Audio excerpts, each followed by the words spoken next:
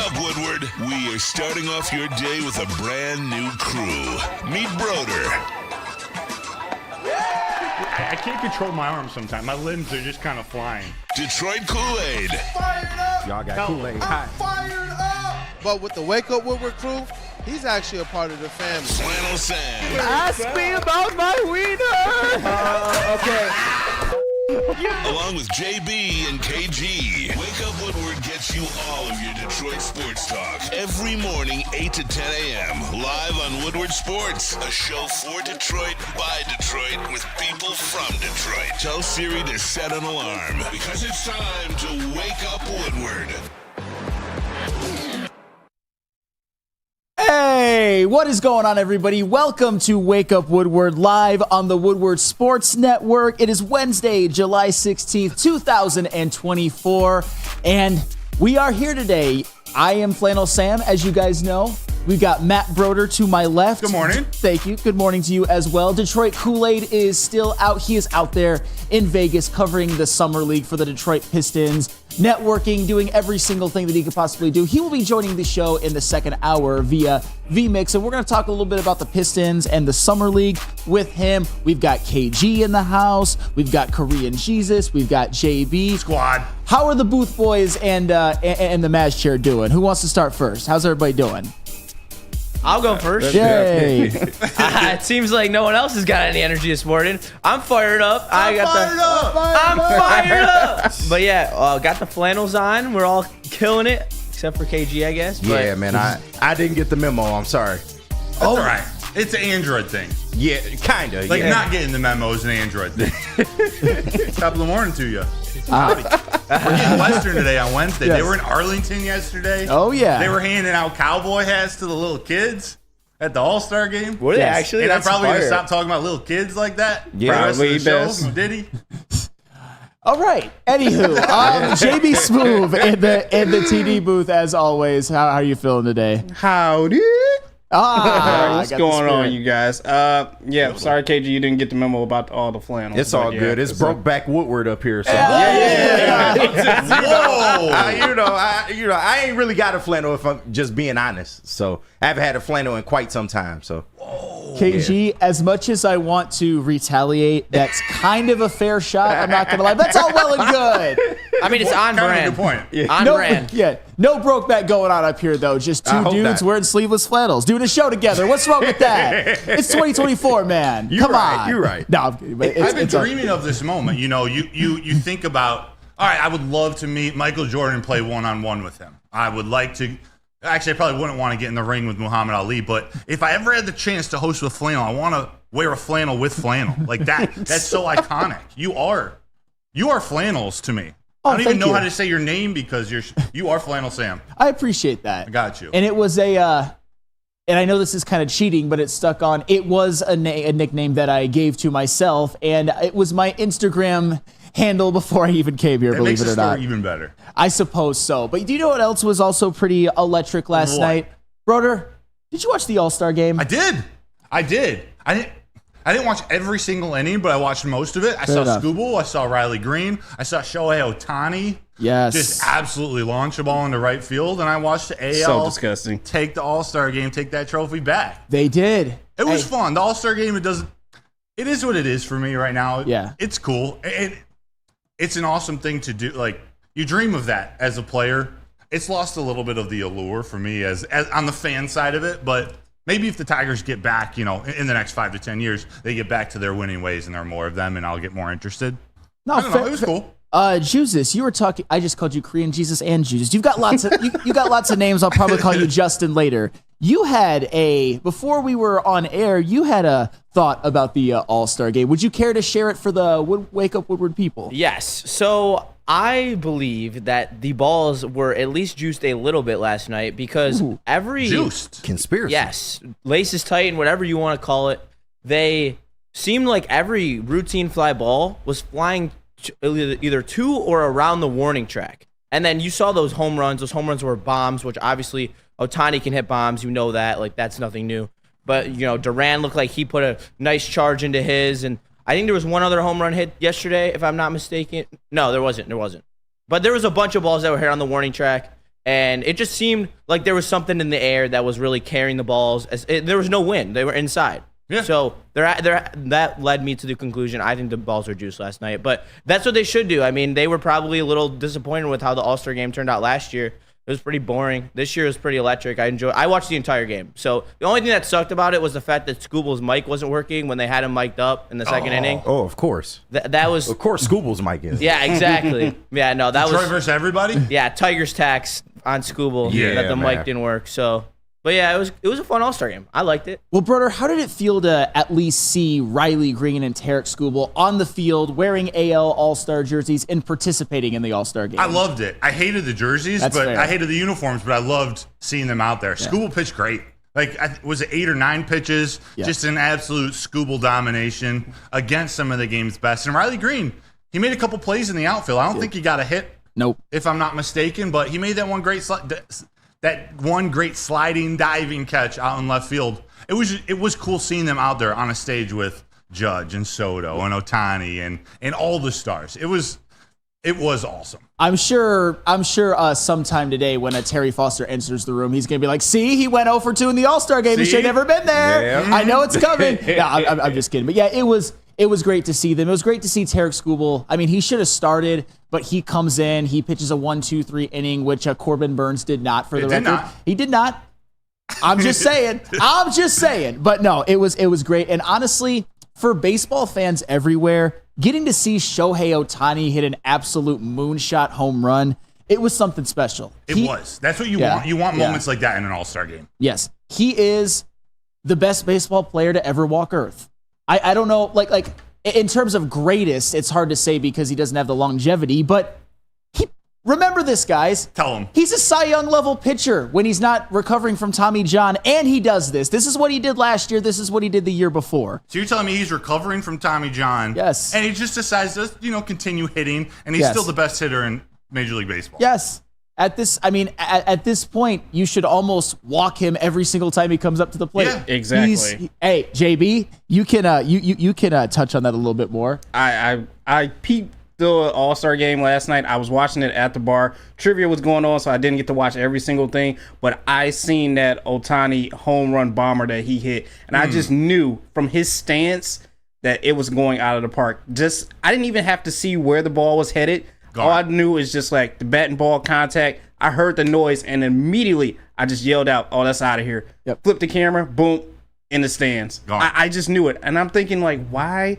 I'm not gonna sit here and let Ohtani show me up, especially at an All-Star game. If we're back at home in my own stadium, yeah, we're going toe to toe. But at an All-Star game, no, you're not embarrassing me like that. You could hear it off the bat. It sounds different off his bat. He got full extension on that and just launched it. Is Shohei Ohtani the Patrick Mahomes of the MLB? Like, he's the GOAT. He just needs to play a little bit longer for like some of the stats to match up, but he's the best quarterback alive. Ohtani's the best baseball player ever. Yes. I think it's only a matter of time before both of them are considered the consensus GOATs at their sport. I really do. Fair. And they both have pathways, and that is 100% sure. But Tarek Skubal, I think he ingratiated himself to the city of Detroit even more than he had before, because on the red carpet at the All-Star game with his wife and child, did you see what he was rocking? JB, you got that? Oh yeah. Oh, yeah. It is... First time on the red he is looking fly. He is the rocking the buffs. buffs. Buffed up. Let's Okay. go. So we got Scooble, his wife, and his kid. They were asking him some questions. I just cut it off after 11 seconds. But look at how fly he looks out there. Like, Buffed Scooble, we see him, walking through the Tigers, the tunnel and whatnot, just in his street clothes or whatnot. He's dressing up a little bit. Yes. So I guess the people who really don't want him traded probably don't want him traded even more after this, because you know how it is in Detroit. We love when our athletes represent the city. It's something that I'm learning more as I've lived here longer. And trust me, as somebody who has not been here my whole life, it is different here. It is not the same. Detroit it's like a small town feel, but a big city. Yes. We represent our own. We love our own. Sometimes a little too much, but that's neither here nor there. Do Maybe you want me to intro this next video so you don't have to, so you can stay happily married? Oh yes, go on ahead, I Mr. got Broder. you. Because there was another pitcher, the starter for the National League, who also had a red carpet moment. Well, actually, he didn't. His girl did. Will you play that video of Mr. Paul Skeens and Livy Dunn on the red carpet? Because I don't want to say I fell in love with another man's girl, but she knows her pitches. Like she's getting, although she holds it with 3 fingers, holds a baseball with 3 fingers. Excuse me. She's talking about I'm more of a splinker girl, man. Splinker? Split sinker. So, do you guys know the splinker? Splinker is Paul Skeens' made-up pitch. It's a combo of a splitter and a sinker. Wow. That story alone is ridiculous, right? That's crazy. And then that's his girlfriend. Yeah. I'm surprised she knew that, but okay. Howdy, Miss Daisy. Well, he's teaching her well, so. Yeah, I guess so. Man. Yeah, no, Paul Skeens, I've said this before and I'll say it again. He is basically a baseball superhero. He's the best pitcher. He comes basically right out of college, just a little bit in the minors for service time reasons. He comes right into the MLB and is almost instantly the best pitcher alive. Yeah. And he goes home and his girlfriend is a Livy Dunn, who it's not even just because of, her looks, which are special. Shout out to my wives who are more special, by the way. Shout out to my wives who are more special.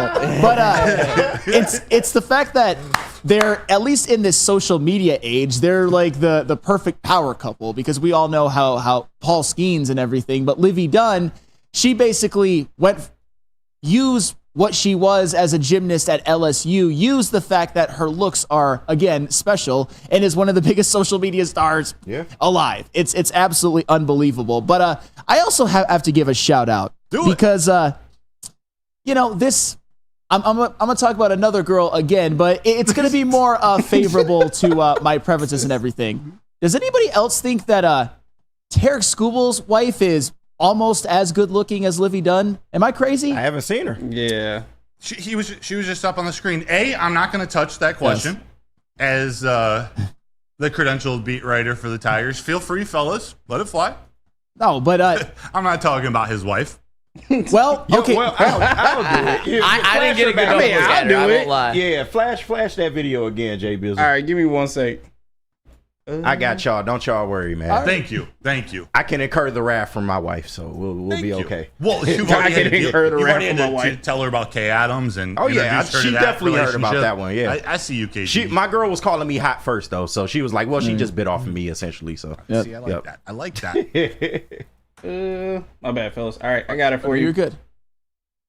Let's check this out one more time. First time on the red carpet Instant for all replay. 3 of you. Okay. How exciting is this? It's crazy. I didn't even notice her It's the first really time exciting. around. I'm about And to see- She's not bad looking. No, and Not bad at all. And see, the reason it's why really, I really think cool. I'm most First time qualified on the to red give carpet that for all assessment 3 is of you. because How exciting Tarek is this moment? Skubal's wife it's- I mean, looks it's more really like exciting. mine I'm than about to Livy decide Dunn. that Livy it's Dunn not and my here. wife couldn't be more different looking, yeah, but it's Tarek really, Skubal, really cool. kind of First time on the red exotic, carpet for all brunette, Yeah, I all was of about to that. say you a brunette guy. Like I am me. a brunette guy. Yes, I mean, yes, it's really yes. exciting. Looks like I'm I about think- to Brunette guy decide as well, this hot flannel. here, so- Thank you. So, it's Korean really, G. Well, really Korean. cool. I don't think Korean Jesus will want to First answer time on that the red question carpet either for because all he 3 of is you. How wifed up as exciting well. is Not I will literally. say, Yeah, I will it's really say, exciting. just I'm like about you, to she decide is this more is my hot here, flavor so- than Livy Dunn. I Yeah, like this is brunettes, really and cool. I like thicker girls. First time Damn on the red right. carpet for Hey, all Damn same. That's what I'm talking about. But Yeah, it's- I mean, it's this is really not exciting. a I'm about disparagement as of excited as Livy it's Dunn hot because out here. Livy No, not at all. Dunn, Livy Dunn Yeah, looks are this is special. really, But I'll tell you really what. cool.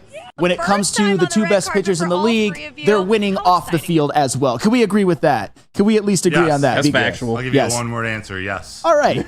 I appreciate that. Freddie Felt 313 in the chat. Woo crew looking like they're about to go coach the Mud Dogs to a bourbon bowl victory. That's fair. That is fair. Remember time Bobby Boucher? No. Short of halftime, and the Mud Dogs won the Bourbon Bowl. And as the Mud Dogs dual, like you could be manager and pitching coach. I can be bench coach and analytics guy. That's what we are. That's what we would be. Need a little bit of both. You'd handle the X's and O's, and I would be crunching the numbers and seeing which Mud Dog doesn't walk enough so he can get off my team. Right. But anywho, we've got a packed show today. We're gonna talk some Lions. We're gonna talk some Pistons with Detroit Kool-Aid. We're actually gonna be talking a little Tarek Skubal at the end. I tried to avoid putting the time. Yes. Like I was like going into this day, I was like, we're gonna take a day off from the Tigers. Just recoup. It's gonna be our All-Star break, and all of a sudden these rumors started happening of a bidding war. Yes. Bidding war brewing. So I had to add 10 minutes at the end. And then shout out to Kool-Aid. He's in chat, but I need to read his comment. Broder's hat is his bat signal to hawk to a girl. Fact. Oh my god. Bring it.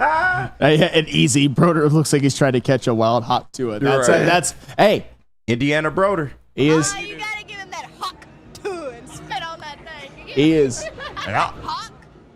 Nobody is quicker on the trigger than Mr. JB I'm telling you, Smooth. quick draw McGraw over there. Hey, but I'll tell you what. Tell me what. You know where you should be quick on the trigger to? To go to Premier Pet when it comes to buying your pet food for your pets. You have to, especially when you have these pythons. Wasn't on camera, but give your pet the best. Premier Pet Supply is hands down Michigan's best pet store. They got the same prices and all the conveniences of the online and big box retailers with one major difference. They're family owned and locally operated for 30 plus years. So they got over 60 brands of food with nutrition experts to help you. Same day, local, and curbside home delivery. Go to Premier Pet Supply. Give your pet the best. That's www.premierpetsupply.com. Come to any Lady Jane's Haircuts for Men and claim your throne for a king's treatment from one of our talented stylists. Open 7 days a week, walk in anytime. Just get to a Lady Jane's today and receive a precision haircut, scalp massage, hot lather neck shave, and a hot towel treatment. A haircut should not be a chore. It should be an experience. And that's exactly what Lady Jane's has to offer. Open 7 days a week, walk-ins are always welcome. There's always a location near you. Lady Jane's Haircuts for Men, it's wicked awesome. Love Woodward Sports? Love wearing clothes? Then you should be wearing Woodward Sports clothes. Check out our full line of merch at woodwardsports.com. Just click on Shop. We have all your favorite designs, like Dan Campbell kneecaps, Woodward Golf, and of course, our own logoed out merchandise. Men, women, infants, kids, all love Woodward Sports. Impress your friends. Impress your boss. Impress your dog. Buy Woodward Sports merch today. So just to get the heated steering wheel, I also had the spring for the bigger rims. Yeah, that's how they get you. Those upgrades will cost you an arm and a leg every time. Hey, new car crew, how'd it go this weekend? I got a great deal on mine. How? I went to Randy Wise, not those other guys. They got me in a great new ride, and they didn't break my budget. Hey, could you pass me the sugar? How? Never mind. He made the wise choice. Yep. Make the wise choice at RandyWiseBuickGMC.com.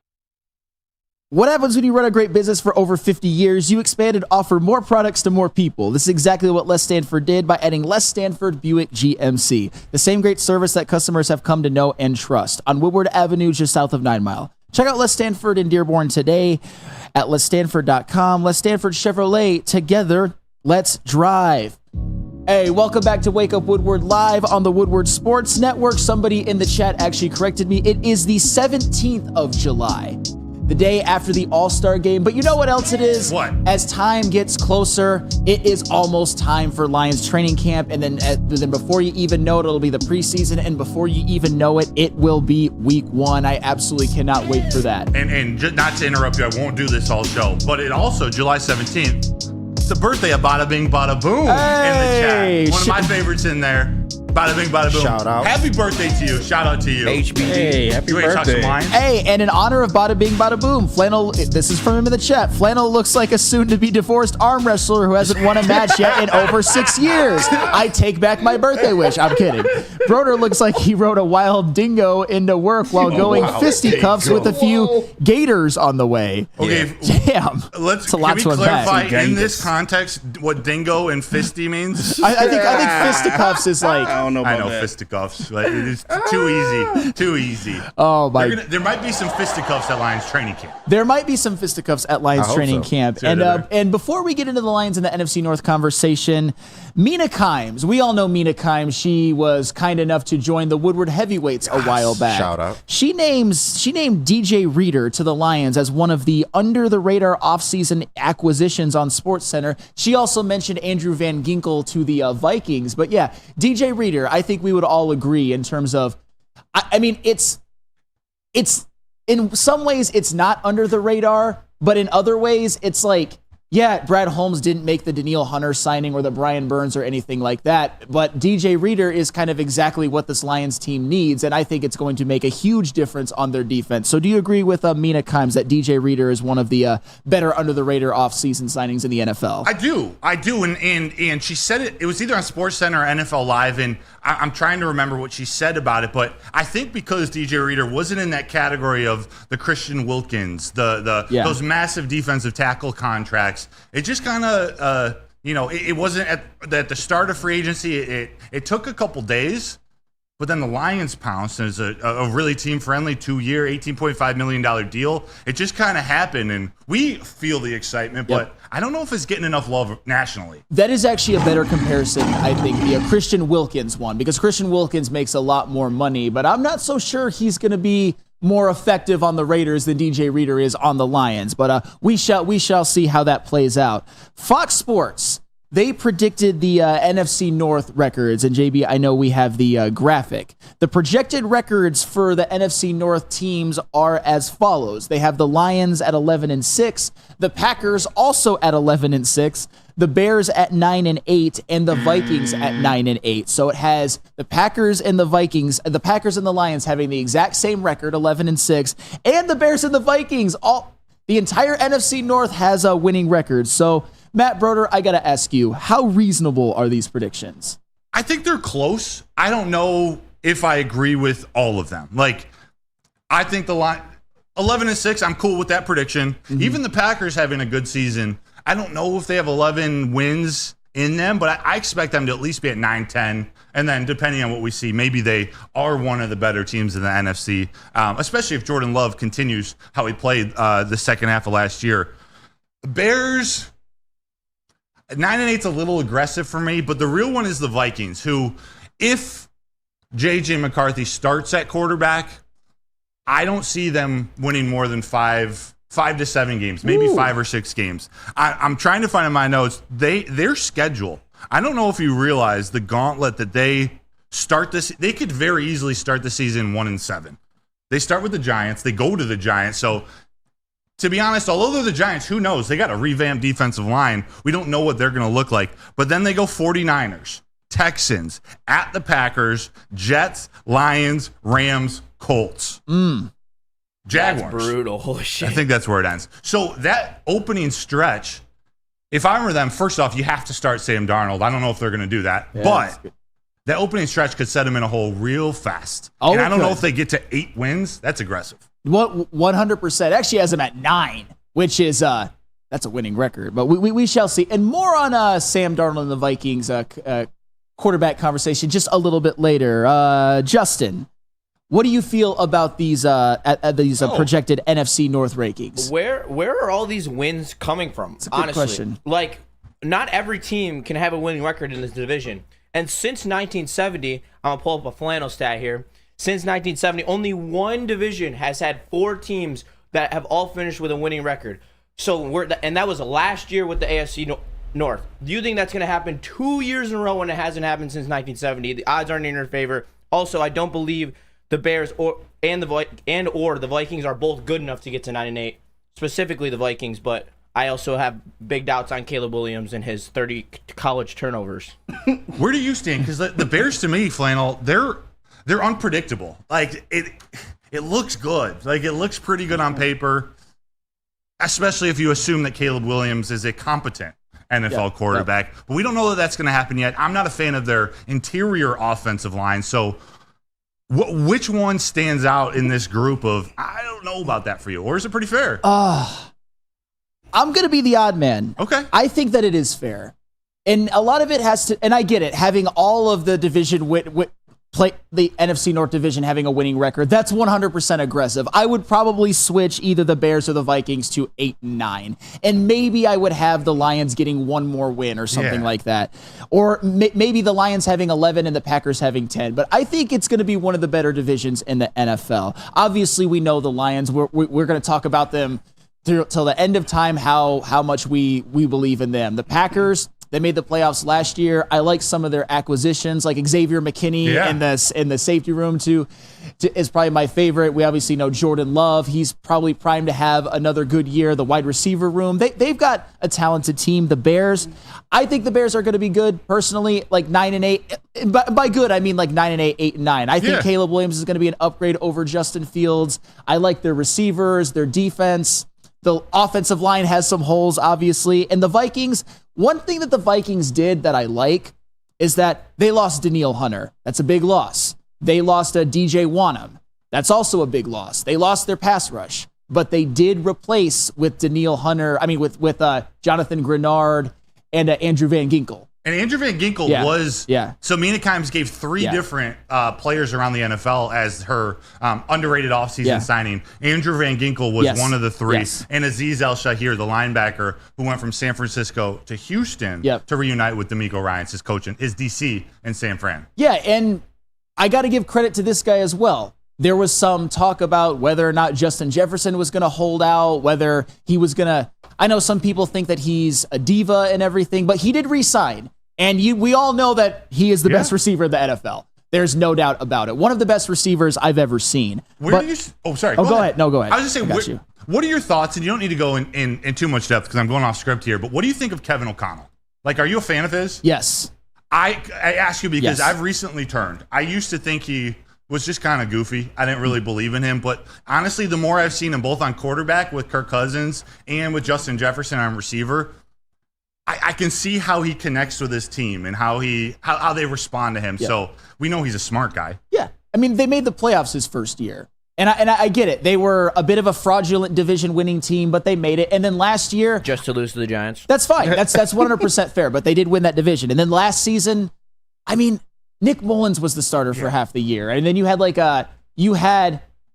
Josh Dobbs and guys like that.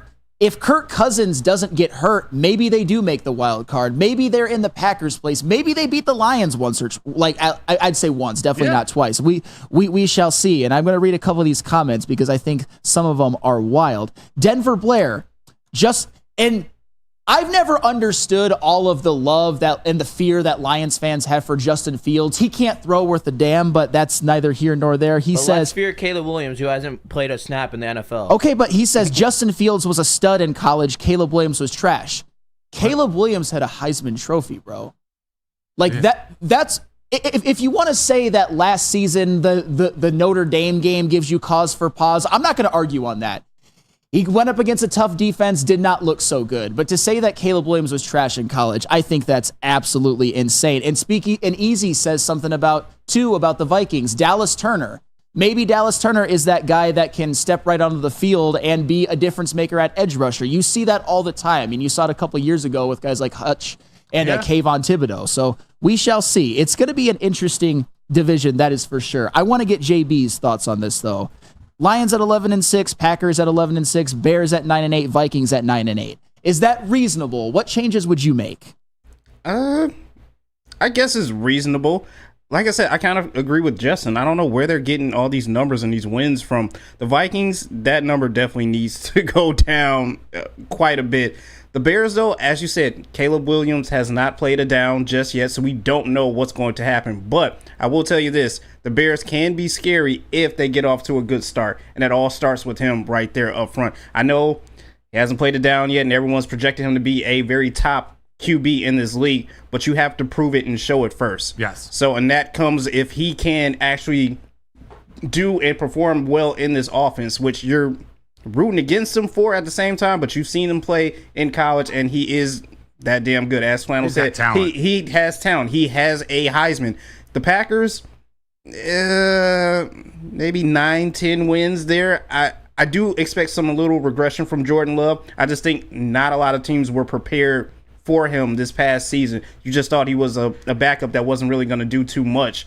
But now everyone has got tape on him, and they know that the talent that he has. So there is not going to be any more, under the radarness for Jordan Love anymore. Teams know what he has, but it's Lions above everyone else. Still, Packers and Bears are two teams you got to worry about, and you just got to wait till the season shows up. No, that's 100% fair. I think we all agree that it's going to be one of the tougher divisions in the NFL. It's not going to be there's going to be more tough games for the Lions, but the Lions improved enough to where I think they can handle it, and at the absolute worst, be good enough to win the division, although Lions' aspirations are much higher than that. But speaking of higher, if you want to get higher, go to Dispo. This summer, Dispo Dispensary is turning up the heat with amazing giveaways and exclusive offers. Enter for a chance to win a signed football jersey and helmet with your favorite sports team. Screenshot this image with the QR code, bring it into one of their locations to get scanned, and you'll get a free $10 to spend in store. This will automatically qualify you for the giveaway. Dispo Dispensary, visit today, disposhops.com, your local cannabis plug.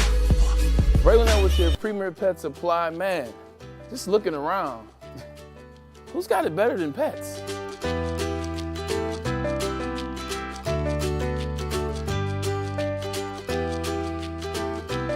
Come on, a baby stroller for Coda?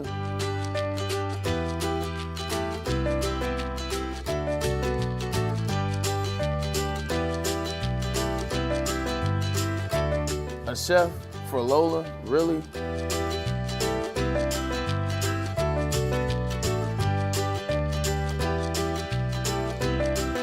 You don't have to tell me who the real boss here is. Who's got it better than pets? Nobody, especially here at Premier Pet Supply. For over 30 years and more than 13 locations, Premier Pet Supply has everything that your pet can dream of, and guess what? It's all under one roof. Premier Pet Supply, family owned, operated, and proud to call Metro Detroit home. Check out premierpetsupply.com or scan the QR code today. Who's got it better than pets? Nobody! A ton of fun, a ton of sports, and a ton of man meat. Welcome to the Woodward Heavyweights, live daily 5 to 7 p.m. on Woodward Sports.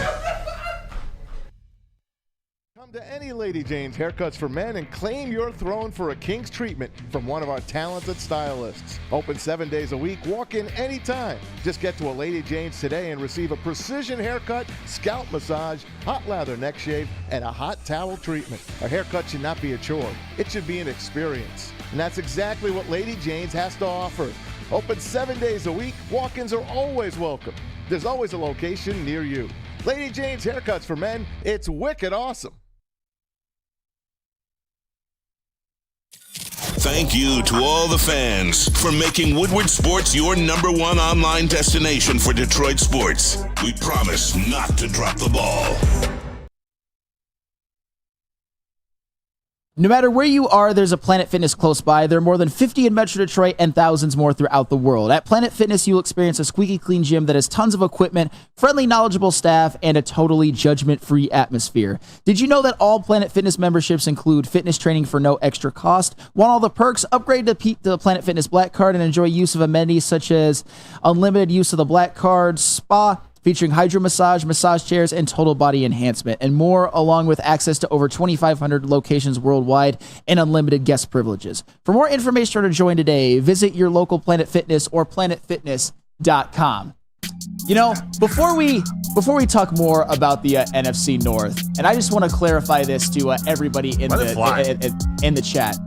I feel like I've become the resident Caleb Williams slappy of Woodward Sports at this point. And that's not something that that's not a moniker that I want, because of course I hope that Aiden Hutchinson sacks him 3 times. Right. In that opening game matchup. I hope that if Caleb Williams fails, it's just another less team for the Lions to worry about.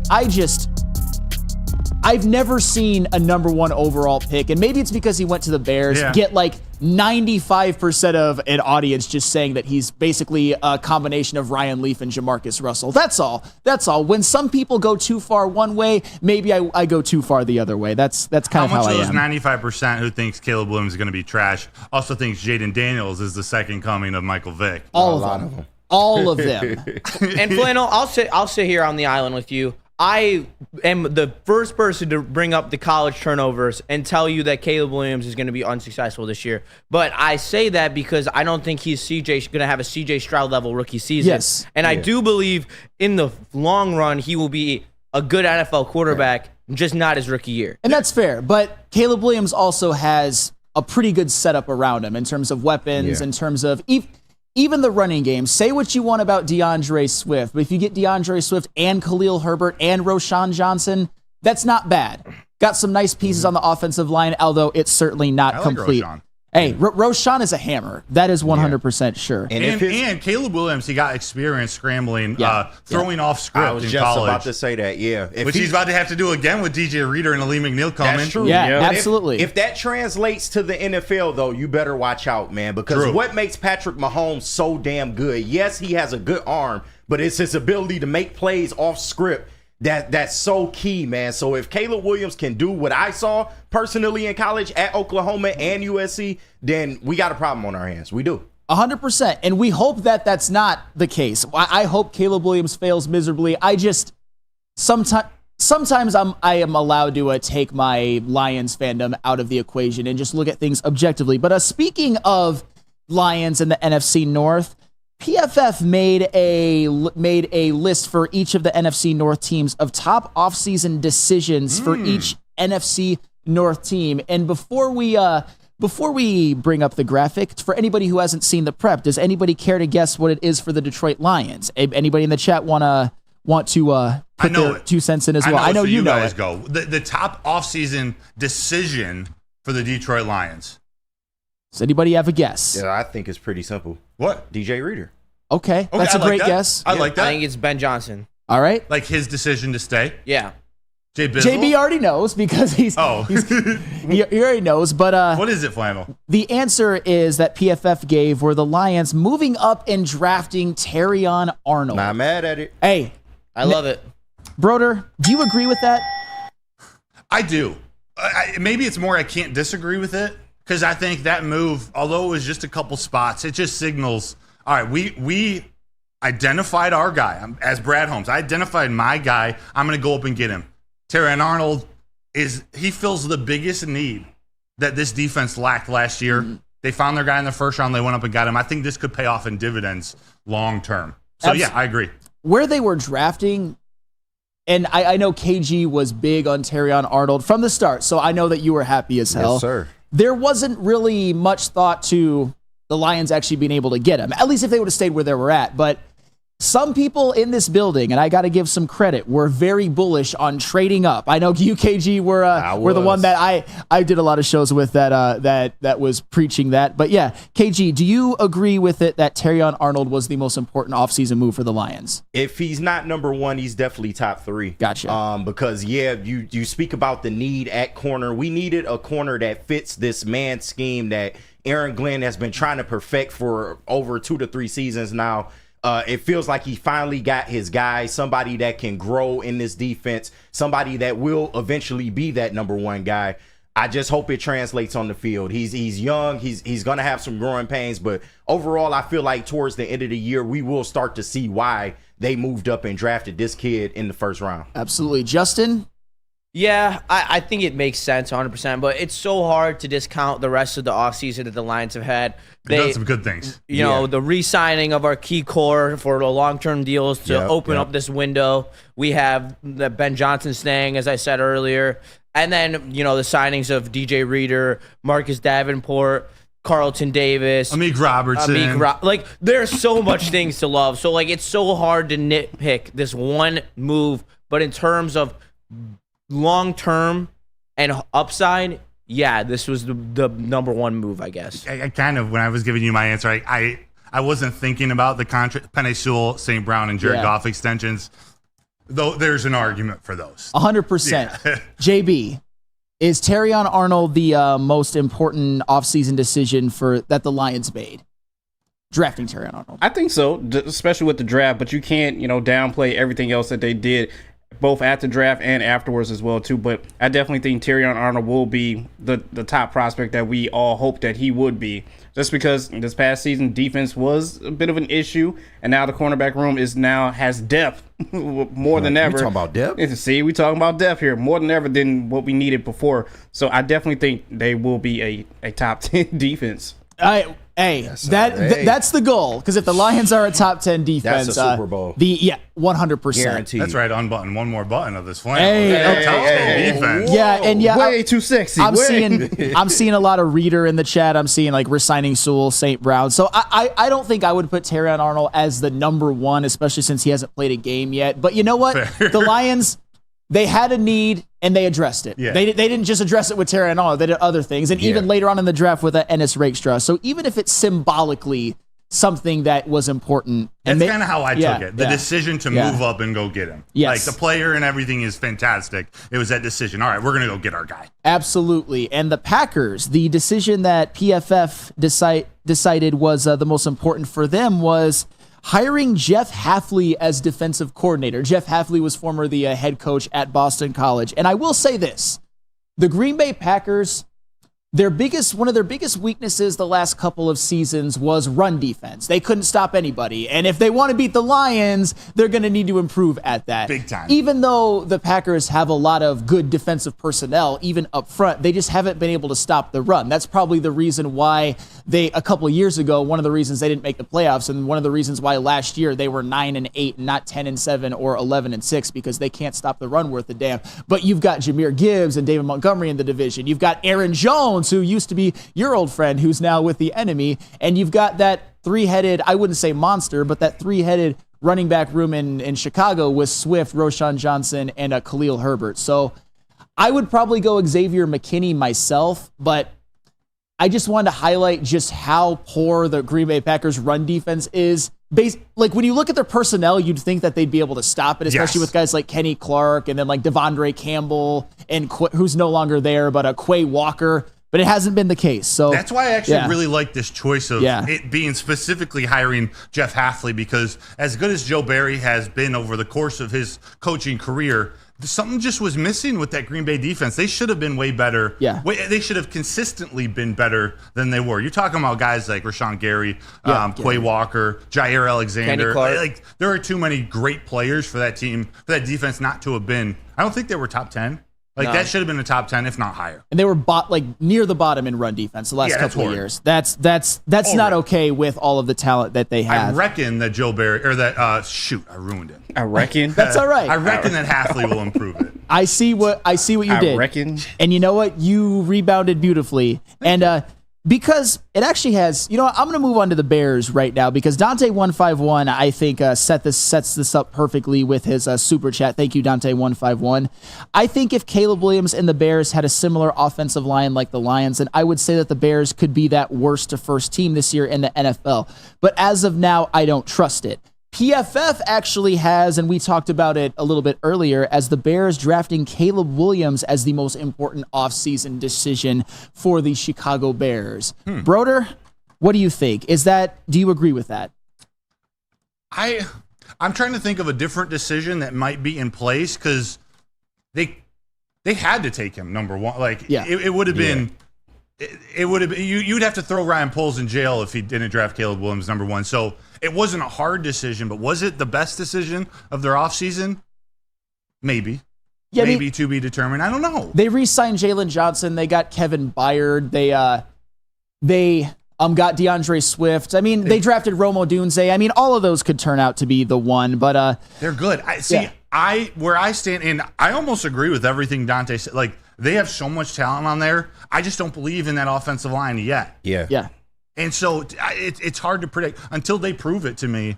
I just can't put them up there. Not only is it Chicago that doesn't produce quarterbacks, it's just this. They have a defensive-minded head coach. Yeah. And they have a rookie quarterback and not a very good offensive line. I would want them. I wouldn't want them as a Lions guy. They needed to address the interior of their offensive line and interior of the defensive line. That's how you stop the Lions. And they didn't do that. They got that kid from Yale in like the third round. He's a guy. He's a guy who can play a little bit of tackle and guard. But yeah, Kings actually like him. I was trolling you a little bit, but Kingsley. It wasn't Sumatai it wasn't Penei Sewell's cousin. Yeah. But it was Kingsley out of Yale. He's a really good player. No, 100%. And I think Caleb Williams, and you know that I'm more bullish on him than some, it gives the Bears an opportunity to finally get into the modern age with offense. We all know that throughout their entire history, even when they win ugly. Even the 85 Bears, they were built off of the backs of their defense. Have you checked Jim McMahon's numbers? They weren't very good. And Walter Payton, of course. And even recently, Justin Fields, he can't throw. He blows. And for some reason, and that makes me even more bullish on Caleb Williams, because as I said before, you're going to see Lions fans in the chat right now, media members, guys like Neil Rule even, who just are insistent. Yeah, Justin Fields, man, he was good. The Bears made a mistake. And I'm like, the man's passing numbers didn't even improve and they got him DJ Moore. Yeah. That's factual. And I get it at sometimes it looked a little bit better, but when you look at the numbers, Justin Fields can't throw worth a damn. So I think Caleb Williams, and I know he's got some things to clean up, and I know there's some worries about can they protect him, and those are valid, but I think it at least gives them a chance to have a modern NFL offense. Maybe they can finally have a quarterback for the first time in their franchise history that throws for over 4,000 yards. That's a true statement. They've never had that happen before. So yeah, obviously the Bears are going to go as far as Caleb Williams takes them. And to round out with the Minnesota Vikings, kind of an interesting one. PFF considers their top offseason decision signing Sam Darnold. Oh, wow. Well, maybe it is. Well, I agree. Maybe it is. I agree. Although you probably put re-signing, extending Justin Jefferson probably should be number one. But when you think about drafting J.J. McCarthy, what was it, the number 10 pick? They traded up one pick to get J.J. I don't think he should start right off the bat. I think he should sit for at least 8 weeks. And they need a veteran like Sam Darnold. They need a veteran to get him through that first stretch. It does ease up in the second half of the season, but they needed someone to help JJ along. Sam Darnold, I think, is a great option for that offense, for Justin Jefferson, and for what Kevin O'Connell wants to do to teach JJ moving into their future. Yeah, I actually, and people are going to make fun of me for this as well, I'm higher on Sam Darnold than some. I don't think he's a great quarterback or anything, so don't even try that, chat, but he had moments in Carolina where he looked okay, and even on the Jets, a team that has ruined many quarterbacks, not just Sam Darnold. Remember that one year where he missed a bunch of games with mono? Yeah. And then the offense looked just morbid without him, and he actually came in and provided a bit of a spark. And you might have thought maybe if he plays that whole season, his numbers look okay and the Jets are a little bit better. He's a talented guy, and he's playing with, I think, the best offense around him that he's ever had, with guys like Jefferson and Addison and Hawkinson, even the tackles, O'Neal and Darashaw and Aaron Jones in the backfield. He's a guy that you can insulate and he can be effective. Yeah. And J.J. McCarthy is one of those who I think even the biggest Michigan fans and the people who like him as a prospect, I don't think he's NFL ready right away. You need that bridge like Sam Darnold. And I think Sam Darnold can at least be effective in this Vikings offense and take them farther than J.J. McCarthy would, at least to start the year. We're on a vibe, Flannel. I'm on the same wavelength. I'm high on Darnold as well. I think appreciate that starting J.J. is a huge mistake, A, for the Vikings season if they are looking to be any sort of competitive, and B, for his development. It's like we keep saying, it's C.J. Stroud is like the out there scenario, the outlier in rookie quarterbacks, especially someone who isn't pro ready, who hasn't, honestly, I love J.J. so much. So, J.J., if you see this, I love you. But yeah, we rock with you. Oh, this Justin's OnlyFans here on the Woodward Sports Network. But I don't know if he can necessarily read NFL defenses. He wasn't asked to throw the ball a lot at Michigan, and he was kind of a game manager. So I have all the faith. He has all the tools, but he wasn't asked to do a lot in that Michigan offense. And so it's going to be interesting, him having to add the complexities of the NFL defenses and the complexities of his own NFL playbook comparative to what he had to do at Michigan. And I just think that it's a good thing they have Sam Darnold. That's all I'm going to say. Yeah, hey, JJ's a game manager. Bam. Hey, speaking of Michigan, we're going to get to that in a second, but I got to read this from Ryan's reaction because I've done this mea culpa before, but I'll do it again. I don't understand how Sam goes from claiming Fields can win the MVP. I said before the 2023 season that he was a dark horse MVP candidate, and last year to acting like Fields is the worst quarterback in the NFL. The reason why I think I'm so anti-Justin Fields and why it bothers me so much that people just still prop him up and Lions fans act like he's the boogeyman is that I had faith in him. I thought he was going to have a really good 2023, but as a passer, he disappointed me. You can't 100% blame everything around him when you get him DJ Moore, when a guy like, they have a pretty good tight end in Cole Kmet. Their running game was better than you think. I know offensive line, he had to run for his life at times, but Justin Fields he didn't show me anything as a passer last year. And I think that just for the sake of the Bears, they upgraded at least as a throwing quarterback. We shall see though. So yeah, I was high on Justin Fields. He kind of ished the bed for me this year, and now I'm low on Justin Fields. But do you know what you should never be low on? All of the shows on the Woodward Sports Network. All of them, because after Wake Up Woodward's done at 10 o'clock, you get an hour break, but then Neil Rule, Darren McCarty, and the Big D Energy Show kicks off from 11 to 1 every day. From 2 to 4, we got the Ermanni and Edwards with Maz Show. They're fantastic. And then from 5 to 7, we got the Woodward heavyweights, Speakeasy, Spenmo Rax, Detroit Mario, and Chris Platty holding down that 5 to 7 spot. Tune into Woodward Sports Network all day long for every sports conversation around the city that you need. Check them out. At Planet Fitness, you can get everything you need for just $1 down. Try out Planet Fitness and dang, they got lots of equipment. Not me getting a Planet Fitness membership just for the 24-hour perk.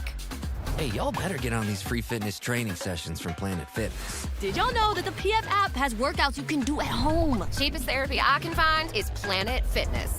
Join Planet Fitness today and get everything you need for just $1 down. $15 a month, cancel anytime. Deal ends Thursday, July 18th.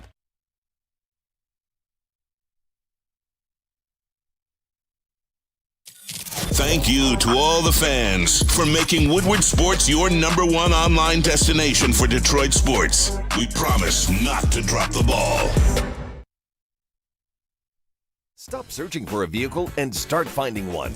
Les Stanford Chevrolet Cadillac makes it easy. We harness the power of multiple dealerships and own the biggest selection of GM brands in the area to get you the car you need. With the Les Stanford Group, you'll have access to 4 different dealerships, providing you with more makes, more models, and more choices. We're connected to more than 1,000 vehicles. And with so many high-quality CPO vehicles available, you'll find new car quality at pre-owned prices. You can start and end your search at lesstanford.com today.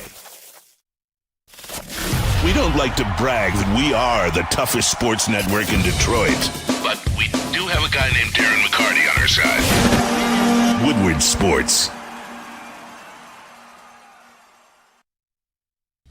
Game is won in the trenches, and our big fellas don't mess around. The Woodward Heavyweights on Woodward Sports. Dealing with divorce, child custody, visitation, or other family law issues, Kevin and Catherine at KDK Law in Birmingham will have your back. 10 plus years of experience and 24/7 availability. Scan the QR code above my head on the screen or call 248-971-0476. Say Woodward Sports sent you and KDK will pay your filing fee. KDK Law, they've got your back. Hey, you know what one of my favorite things to talk about is, fellas? What? Michigan football. Coming off of a national championship. There's some questions going into next season. And I've got a list of questions that actually our very own Matt Broder came up with that can maybe ease some of our worries. I'm personally not worried because I don't got anything to worry about. I mean, Michigan was national champions last year. Right. I'm still on that high. You're damn right. I'm still on that high. Doesn't matter what happens this year. We're natties. Who cares? Right. I'm not going to say it doesn't matter at all, but anybody who wants to come at any of us Michigan fans about, like, I don't know about Sharon Moore, I don't know about Alex Orji. That's fine. Whatever. We'll see. But there are some questions that need to be answered. So, Michigan, one of the things that was a little bit troubling at times and was a little bit of a doubt maybe when it comes to Sharon Moore is recruiting. Wasn't looking great, especially coming off of a national championship. But as right now, when I looked and Matt Broder looked, they have the 16th ranked class in 2024 according to 24/7 Sports, and the 11th ranked recruiting class according to On3. So, how do you feel about the recruiting's rank jump, and was it all much to do about nothing? You mean the worries before? Yes, the worries recruiting? before. I do. I think it wasn't much ado about nothing. Obviously, it was a slow start, according to many, but they've jumped, I want to say, in the last 2 to 3 weeks from like number 47 or in the 50 range nationally to number 11 or number 16, you know, in the early teens, depending on what ranking you take it from. I never had a worry. He had to go and prove it, but Sharon Moore was known for his recruiting before he was promoted to offensive line coach, before he got the opportunities to be the head coach for a couple games at Michigan. So I really wasn't worried about the recruiting. It was more, could he balance it all, becoming the head coach and all the new responsibilities that come with that, having to defer some of his recruiting responsibilities that he previously had to other / new coaches. But we're seeing now, it took a little bit to get going, but now they're rolling. They are absolutely rolling. And yeah, I'm not worried about recruiting at all right now. And I don't blame people who were at the beginning of the cycle, even though I was still on my high. I'll admit it. I didn't think I worried at times I'd ever see a Michigan national championship in my life, and I saw one. So I'm not as the things that would normally concern me greatly don't concern me as much, but I'm trying to be objective and kind of put on my my analyst hat instead of my fan hat. So speaking of which, another aspect of the football team which could present some trouble for Michigan this year. Are you worried about the quarterback situation? Obviously, we know J.J. McCarthy. He's the best quarterback in school history, was a top 10 pick, helped guide them to a national championship. And now there's a lot of uncertainty coming into next year regarding the quarterback position. Does that concern you, Mr. Matt Broder? No. Like, let's go. The uncertainty, can Orji throw the ball? Can Jaden Davis throw the ball this early in his career? But what you didn't include in that opening and bringing up the question was, what about all those people who want to remind us J.J. McCarthy is a handoff king? He hands the ball off to Penn State. He didn't have to throw. Every reason why people were calling for him having no place in the first round is the reason why I'm not worried now about the quarterback. Michigan, this system, specifically Sharon Moore, they're going to run the ball. And they're going to figure out how to use the quarterback's talents to the best of their offensive abilities, whoever it ends up being, whether it's Orji, Jaden Davis, or any of the four in contention to be the starter. So no, I'm going to throw that right back in everyone's face and say, you guys didn't care that you guys want to bring up JJ McCarthy was just handing the ball off and didn't do anything to this offense. Okay, good. We have a question mark at quarterback, whatever. He can hand the ball off too.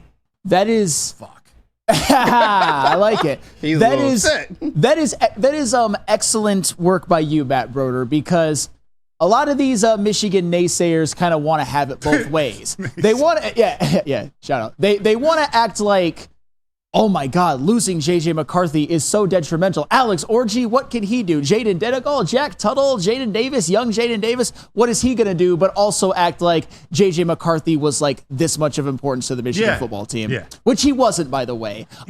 Objectively, I think they are going to struggle a little bit from the quarterback position. I worry about them in week 2 against Texas, but if you're playing their game, it's like, hey, all J.J. McCarthy ever did was hand off the ball, right? Every game he had 70 passing yards, and Blake Corum and Donovan Edwards combined for 300, right? That's not even close to being correct, but that's the narrative. That's the narrative. Just remember over these last couple of seasons, and I don't want to slurp J.J. too much, although I probably will the rest of my life because, hey, fair enough. Wait a minute. They don't win that Alabama game without J.J. McCarthy. No. They don't win the Ohio State game in Columbus in 2022 without J.J. McCarthy. Big facts. He had that big drive even against Illinois in 2022 at home in which there were so many injuries. He led them to that. Yes. And I get it. There were some games in which you can say, oh yeah, J.J. McCarthy could have just had a replacement level quarterback and they still would have won. You could even argue the national championship game was more about the running game and the defense. But losing J.J. McCarthy is a loss. Yes. And the fact that Orji, Denegal, Tuttle, and Jaden Davis are all relatively unproven, I don't think that's going to be nothing, but hopefully what is around them, like bringing back even Donovan Edwards and Colston Loveland and having that defense insulates them enough to where it's not as big of an issue. But speaking of insulation, real quick, go ahead. Bring it back to me. Okay, I threw my shade. Yes. Losing J.J. McCarthy is a real thing that they have to recover from. There's leadership, there's intangibles, and there is football. Quarterback play that needs to be learned and trusted, not just from the new quarterback, from the team around him. So, shade gone. There is going to be an adjustment period. 100%. And speaking of the whole insulation process, this is something that I'm a little bit worried about. Michigan probably should have had the 3 consecutive Joe Moore award-winning offensive lines. They didn't win it last year. They won it the previous 2 seasons, but they lost everybody. Michigan basically has to revamp their entire offensive line. The only people who I see on their roster who I think are pretty much sure-in starters are Miles Hitton, who was a transfer last year, played, Giovanni El Hadi, who started some games at guard, and they also have that Northwestern transfer guard, Josh Preby. So are you concerned about the offensive line? And maybe it's not going to be as dominant as in the years past. Yeah, slightly, but not as much as I think a lot of people are. Okay. There is a drop-off in the talent and the players they left. Their offensive line was ridiculous last year. Yep. So they're not as talented yet. But Sharon Moore was the offensive line coach last year. Sharon Moore led those 2, maybe should have been 3 straight Joe Moore award-winning offensive line. So if there's any coach in the entire country to figure out this offensive line, it's Sharon Moore. So that's why I'm not worried. And I'm so glad that you mentioned Sharon Moore as part of it because he's next. One of the other worries is about Sharon Moore. Does he really have what it takes to keep Michigan on top and keep them humming in one of their best stretches ever? Actually, their best stretch ever in the last 3 years. Is he enough? And yes, is he going to be Jim Harbaugh? Maybe not. No. But the thing about Sharon Moore that I will say is that he did get that on-the-job experience. Remember, I personally think one of the reasons why he was so emotional and cried and swore in the postgame interview, which I don't agree with, by the way, but he did it, is because he wanted so bad not to F everything up. I don't even think he knew how good of a coach that he was. But you know what? It worked. He led them to a win at Maryland. He led them to a win against Ohio State. I know Jim Harbaugh was coaching the entire week, but in game, that's tough, especially when it's do or die, basically 3 games in a row. And Sharon Moore showed you that. He also was the one of the offensive coordinators and offensive line coach. So if anybody can coach up a new batch of offensive linemen, it would be someone like Sharon Moore. And as we mentioned earlier, Michigan is looking pretty good recruiting now. Yes. His strengths match up to the question marks to this Michigan team going into the year. Yeah. We know that defense is going to be dominant. Yeah. We haven't even spent a second on that defense. Not enough today. people is They're talking going to be about that. disgusting. But the last thing I'll say about Sharon Moore, that in-game experience, we bring up was it 29 handoffs in a row? 22? Yeah. Partly that was due to Chop Robinson. Penn State forced him into that, but it takes balls to call that. Yeah. It might not seem like it, but it takes balls to hand the ball off 22 times and ride that out for an important Big Ten game. Yeah, in Penn State, they had a really good defensive line led by Chop Robinson, led by Adisa Isaac, guys like that, guys who are NFL players. And the reality of the situation is on that day, Carson Barnhart was a traffic cone. Basically, here, Chop, go to the backfield. Here, Adisa, go to the backfield. Seriously, and he wasn't the only one.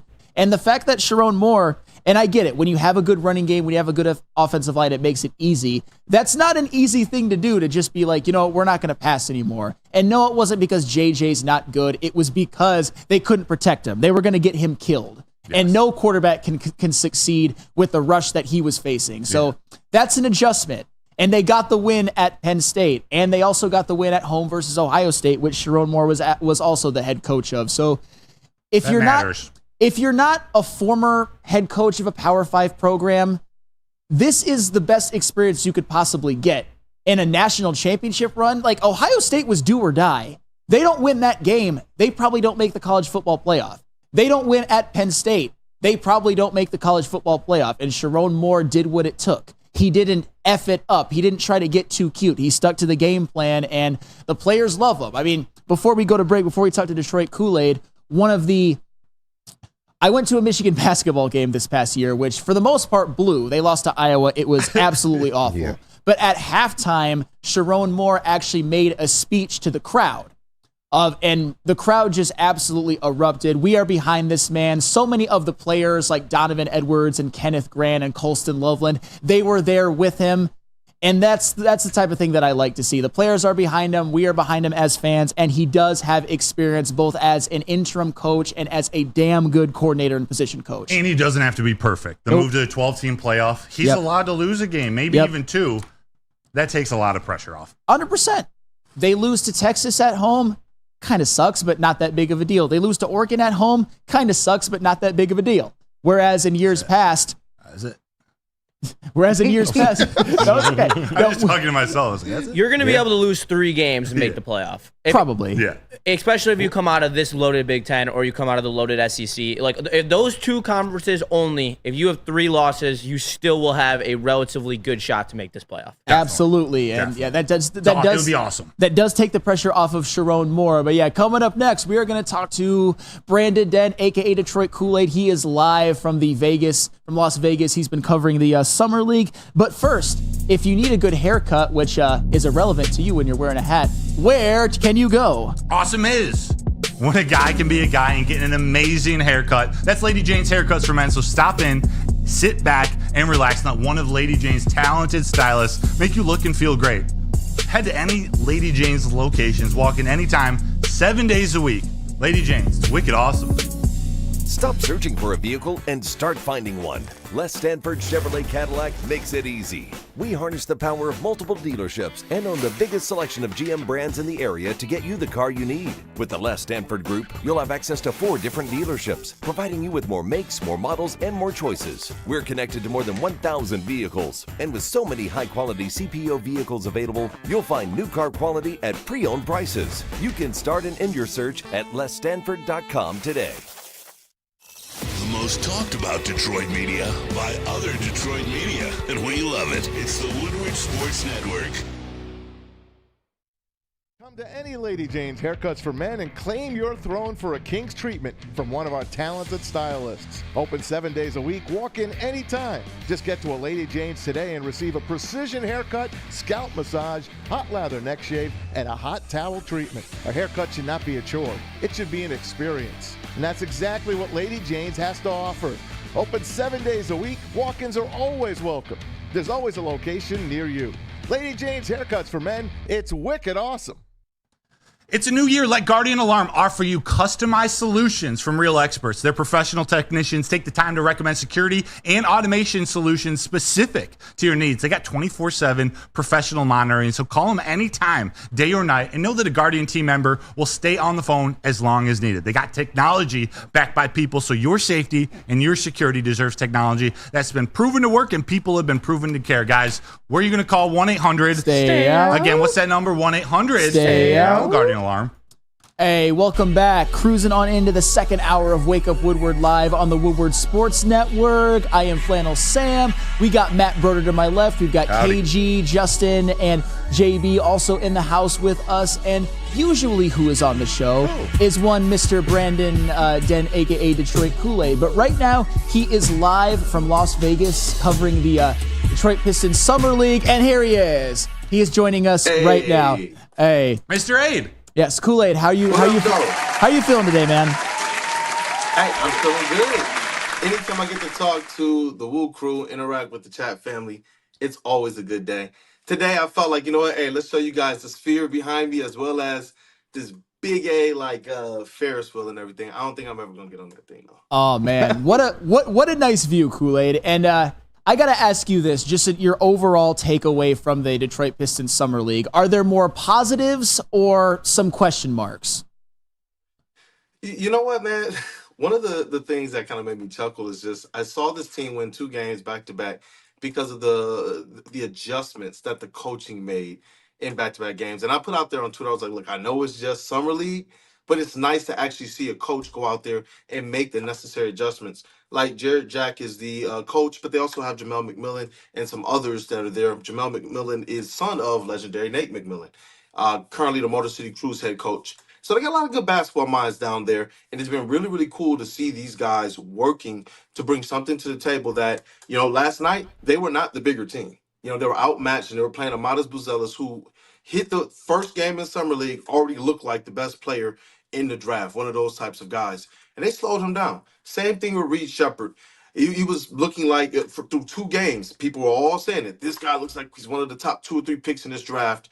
But because of the defensive assignments and schemes that they drew up, guys like Ron Holland, guys like Dennis Jenkins, guys like Bobby Klintman, those guys were really putting in work on the defensive end, and they were put in their best positions to succeed because of what the coaching is doing. I'm just hoping when we talk about what translates for the players over to the regular season, I am really hoping that this coaching, the schemes that are being instituted, is JB Bickerstaff and Luke Walton and Cole, they were in the building. I'm hoping that this is the type of stuff that we see, passionate coaching, people who want to be here and want to see young players get better. Don't lose. Like when we had Greg on, don't lose that passion to see people improve. Yeah, Kool-Aid. And I wanted to talk to you about Ron Holland and his performance. 17 and 9 rebounds, 7 of 20 from the field. So the efficiency, you know, he still has to work on, but overall a solid game. How would you grade Ron Holland's performance in this game? In this game, I would give him a B-. I thought that, and that's because it was going to be lower, but he acquitted himself much better from an efficiency standpoint in the second half. He started the game 3 of 13, and you could tell he was thinking a little bit more. One of my pet peeves, one of the things I'm going to continue to say about Ron Holland, just go. Think Yeah. less and just go. You were the guy that's going to get the volume of shots. And in the second half, he played more like that. He wasn't hitting open space and then wondering, should I shoot? Should I do a floater? Should I dribble one more time? Should I try and get... Like, you could tell he's really thinking. He spoke to that after the game, talking about some of the jitters and things that he's had with this experience, but that he felt really, really comfortable kind of in the second half of that game where he did go 4 of 7 from the field, and they put the Bulls away. They put them away. They were down double digits in the first half. Kind of as you saw Ron Holland turn around, you saw the Pistons turn around. And shout out to Marcus Sasser as well. Yeah, hey, Kool-Aid, that. So I'm going to ask you about Marcus Sasser. I didn't watch the game, so I'm coming from the box score with this. I see him score 17 points, 3 assists, 5 steals. But in those 17 points, he was 5 of 13 from field goals, but 3 of 5 from three-point range. Did you see some improvements from Marcus Sasser, anything different, or did he just have the confidence that night and shots were falling? Talk to me about Marcus. Marcus Sasser is a player he's trying to work, and he spoke to this, and we'll recap it when I get back. Got a lot of good videos and quotes, but he spoke to what he's working on in Summer League, and that's facilitation. But it got to in learning to play make and being a backup point guard. We've continued to say that guy is a combo guard, so the Pistons are trying to see if they can, with his height, have him be one of those reliable backup point guards on this team. But yesterday, when the team was struggling, when the offense just couldn't get going, is where we saw him get a little bit more assertive and a lot more aggressive. And you could tell he's one of those guys, too, that with the kind of focus on playmaking, he would hit the open space and not look for a shot.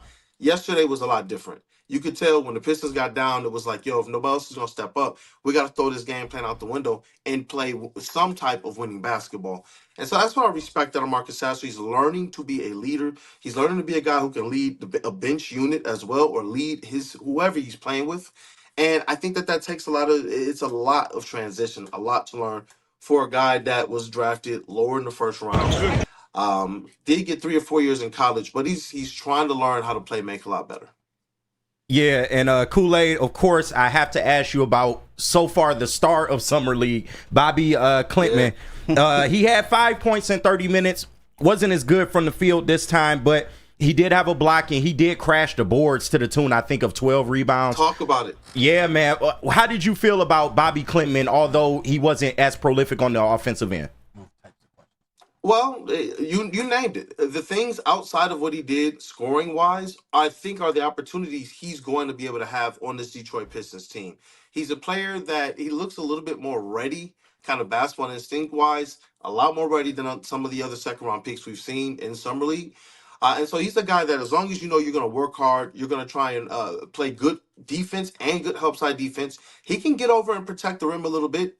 Even though he doesn't have the biggest frame. And if you're going to still be one of those guys that can crash the board, mix things up, and we talk about this game between the game, when you're sitting there courtside in that media section watching these guys play, you're seeing the type of dog that he is. So even though he wasn't going out there to force and look for his own shot, he was out there making sure to set solid screens, fighting through screens, talking a lot. He was communicating a whole lot on the defensive end of the floor.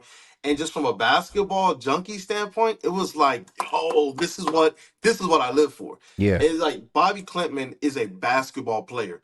He has to learn a little bit more offensively, but he's really, really good at kind of playing his role. I love that. Kool-Aid, my last question for you that's player specific about the Summer League. And I asked you yesterday, a player to keep your eye on. Actually, John McGroon recommended it from the chat. How did Dennis Jenkins do, or are there any other players standing out? I see this man, Jace Johnson. I don't know, 19 points in 14 minutes. Is he a guy to look at, or what's that next player in line for us to maybe pay attention to throughout the rest of Summer League in the offseason? Yeah, Dennis Jenkins, obviously the scoring came back to earth yesterday. Yeah. Something I put in my game notes from game 2 was, let's see the consistency. Is this something that can carry over? But the defense was keying in on him to start that game. They brought a much bigger and physical lineup defensively to try and counter the shiftiness and the quickness and the shooting ability of the Detroit Pistons guards. And early on, a lot of them, even Ron Holland, those guys were getting knocked off their spot. So really, they just got to get stronger. But the reason why I'm going to continue to say Dennis Jenkins is because he is the Detroit Pistons two-way player. He has a lot to like facilitation-wise. He can shoot the three at a really, really good clip. Best friends with Marcus Sasser, but he's bringing you 6'4" height rather than the 6'1", maybe 6'2" of a Marcus Sasser. So keep your eye on him. Obviously, he's going to spend some time in the G League. I'm hearing Jace Johnson is another guy that will probably make it to the Motor City Cruise. It gives the Pistons an ability to take a look at him, but I'm not suspecting or expecting him to make the big roster this year. But we did like him. I got to sit in media yesterday with Vince Ellis, Gary Washburn as well, who covers the Boston Celtics, and some other people from the New York Post, and we were just kind of taking in the game, and they like what the Pistons are trying to do, man. They like the rookies. They do believe that Trajan Langdon, J.B. Bickerstaff, and Cole are going to lead this team in the right direction. And it was cool to hear that from other media members. Oh, absolutely. And I wanted to follow up a bit on what KG brought up about Bobby Klintman. We all know that we've seen a skill set in this summer league. Is Bobby Klintman the type of guy who you could see getting real minutes on this Pistons team this year? I'm talking like he plays at least 50 games and plays at least 10 minutes a game, those type of minutes. Ooh. They signed him to a fully guaranteed contract for a second-round pick. They say that they have a role for him. I have some audio on him with Jamel McMillan. I got to talk with him at Center Court at Summer League, which was really, really dope. They wouldn't let me do a video interview, but he spoke to the type of player that Bobby Klintman is, what they expect, and they do believe that Bobby Klintman can play every single front court position, which I do believe gives him an opportunity to play. I don't know if he's going to meet that 50 game mark, because when you're talking about a lineup, putting out there a lineup that can get some consistency and not just going all bench lineups anymore. So now you're not going 10 deep. I think that puts him on the outside of the rotation, of the regular rotation, if you're going maybe 8 deep. But if you're talking about needing a guy who can fill in a pinch, if one of your bigs or one of your wings gets into foul trouble, and one of those guys that can take a bigger step when you get about halfway into the season after All-Star break, I do believe we'll see him play a lot more in the second half of the season. But 50 games, 10 minutes a game, I won't call that just yet. But I do know that the organization, they really, really, really like Bobby Klintman and what he can bring. All right, Kool-Aid, I want to transition a little bit to some stuff, or to kind of bring this offseason together. And I don't know if you want to give a grade for some of these things. You don't have to, because I know you're in evaluation mode, and you got coaches and players all around you in Vegas. But this new brass for the team, some of the new assistant coaches that they brought in, we haven't talked about on the show yet this weekend. Luke Walton was named an assistant coach. Kevin Burleson, Nate Burleson's brother, named assistant coach. Kevin Burleson. Right. I didn't even realize Nate Burleson had a brother till I saw this picture, and I was like, wait, didn't he play football for the Lions? They got Luke Walton, Kevin Burleson. We talked briefly Sidney Lowe and Fred Vinson. And then they signed J.B. Bickerstaff. Trajan Langdon was named PBO. The front office, the coaching staff, it is all completely different. How do you feel about how this is rounded out, especially with the addition of guys like Luke Walton? Bro, what makes me excited is how, like, everybody else, like I said, in the media, and it's not just the media. Let me make sure I paint this picture right. It's just the NBA section. If you have the credential, whether you're a former player, whether you're working with a team, whether you're a scout, or whether you're a beat writer, you're all down in the same area. And so I'm talking to people from other teams within the Bulls and the Houston Rockets organization. I'm talking to other media members. I'm talking to other coaches. I'm shout out to my guy Fred, who's a scout for the New York Knicks. They are more pumped up than we've been about this Detroit Pistons situation. They believe that they've made the right moves, that they're bringing in the right basketball minds, and that with the different players, former players that they do have on their coaching staff, it gives this, especially with like a Luke Walton, who's had head coaching experience. And I think he did a decent job at it. It gives this room the power to really have that authority. I feel like there was some of that lost. I don't know how much vocal authority, how much coaching authority this Pistons team has had. They came in with Dwayne Casey kind of being more of they knew he was on the way out. You're a development guy. They're going to get a new guy. And you got Monty Williams, who came in right after that and just didn't care. So this young team has been rudderless. That is no longer. When you mention Sidney Lowe's and the Luke Waltons of the world being your assistant coaches, Kevin Burleson, who is a great basketball mind, got to talk with him for a long time. These young guys are no longer in a position where they're just like, yo, are they developing? Yo, are they improving? I'm excited about this front office and the things that they're doing. The fact that Trajan, he's the guy. He's the guy running the show. And Kool-Aid, last note on Luke Walton. JB Bickerstaff talked about, building an identity. He referenced the Bad Boys and he referenced the Going to Work Pistons. Luke Walton has experience, although he hasn't coached in Detroit, he does have experience with the Going to Work Pistons. He knows what that team was like because he was on that 2004 Lakers team that lost to the Pistons in the finals. Yeah. How about that? Sorry, go ahead. Yeah. I was just going to say, Luke Walton actually is excited about getting here to Detroit as well because they haven't had press conferences for some of these people. Just a little side note, they're talking about potentially having one for Tobias Harris. And then we'll be able to talk to some of these newer assistant coaches on the record. But some things that he did tell me that I can share is that he's excited to get to Detroit. Yes, he knows the basketball culture here. Yes, he's been a fan of it, even when he was an opponent of it, because they play basketball, what's the phrase? The right way. And so, like I said, it's cool to have now this type of a basketball room. I liked what Monty Williams was trying to do, but I'm so serious when I tell you that these assistant coaches, they are a great upgrade over what was here before. And you know what? Like any great organization, they keep what works. To see Jarrett Jack and Jamel McMillan still here, they are two guys that the league will tell you want those guys within your organization. So the front office, man, they're doing the right things. The coaching staff, it was cool to see those guys kind of together. JB Bickerstaff and Luke Walton were on. We posted a picture of Woodward Sports. They were up top, just kind of looking at everything, man, like in full-on coach mode. So it looks like they're ready to hit the ground running. Yeah, and I wanted to be a little more all-encompassing about the additions that the Pistons added. You got the firsthand knowledge and the firsthand experience of watching guys like Ron Holland and Marcus Sasser and Bobby Klitman. Definitely Holland and Sasser you think are going to be a part of the team this season, but how do you feel overall? And does it change anything when you saw the young guys about what the veterans that they've added? As you've seen the coaching staff, as you've seen some of the young guys like the Hardaways, the Tobias Harris, Malik Beasley, Paul Reed, Simone Fontecchio, did the Pistons do enough in the offseason to get enough good veterans around these young guys? I do. I think most importantly, they did enough, at least for this point in time, for Cade Cunningham. I would have liked a little bit more potent scoring, but at least they got some shooting around him. And when you're talking about the types of guys like Tobias Harris, he's willingly and wanting to take on a veteran role.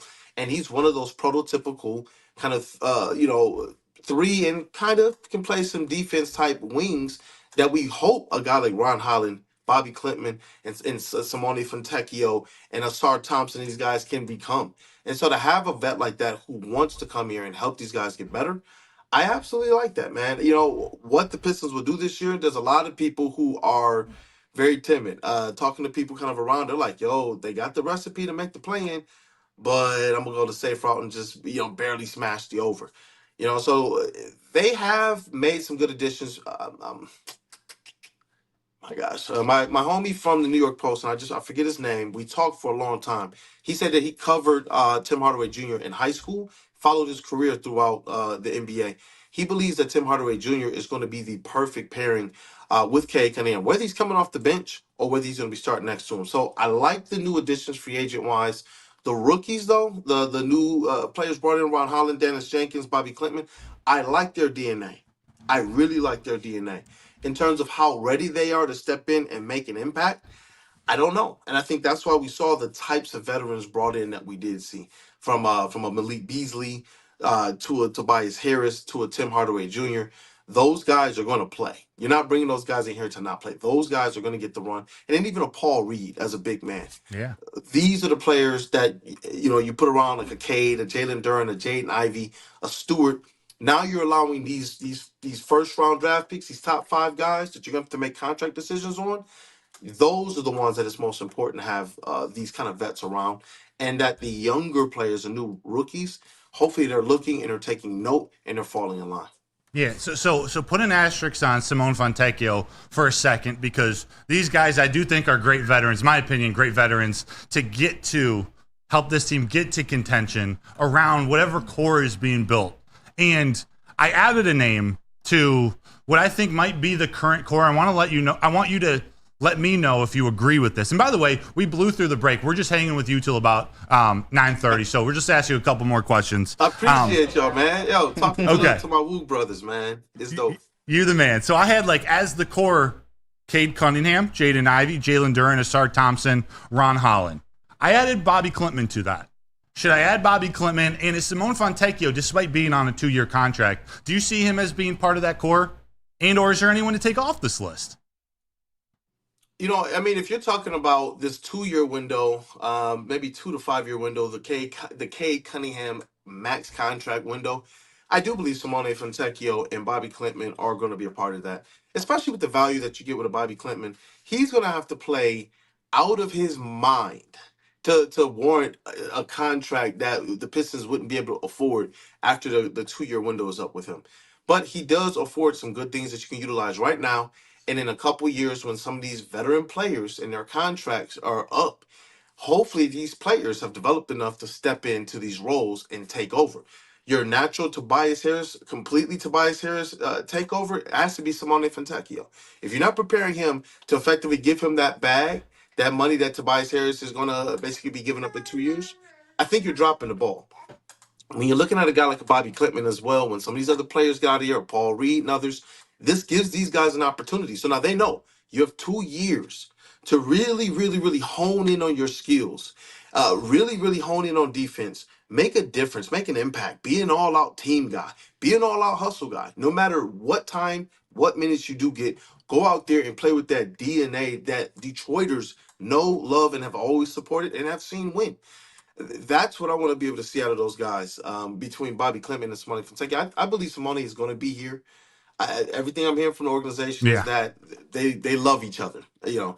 And Bobby Klintman, obviously, when you sign a second-round draft pick to a guaranteed deal, you're either LeBron James' son or you're a good basketball player that the organization.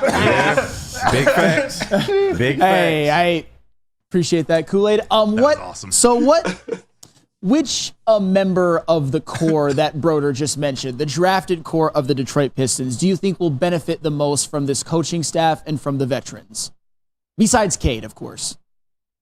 I'm about to say Cade, but honestly, I believe all of them. I really do. Asar Thompson and Jalen Duren are the ones I know the organization is very, very, very high on. Obviously, they're high on Jaden Ivey as well, but I hear Asar Thompson's name a lot.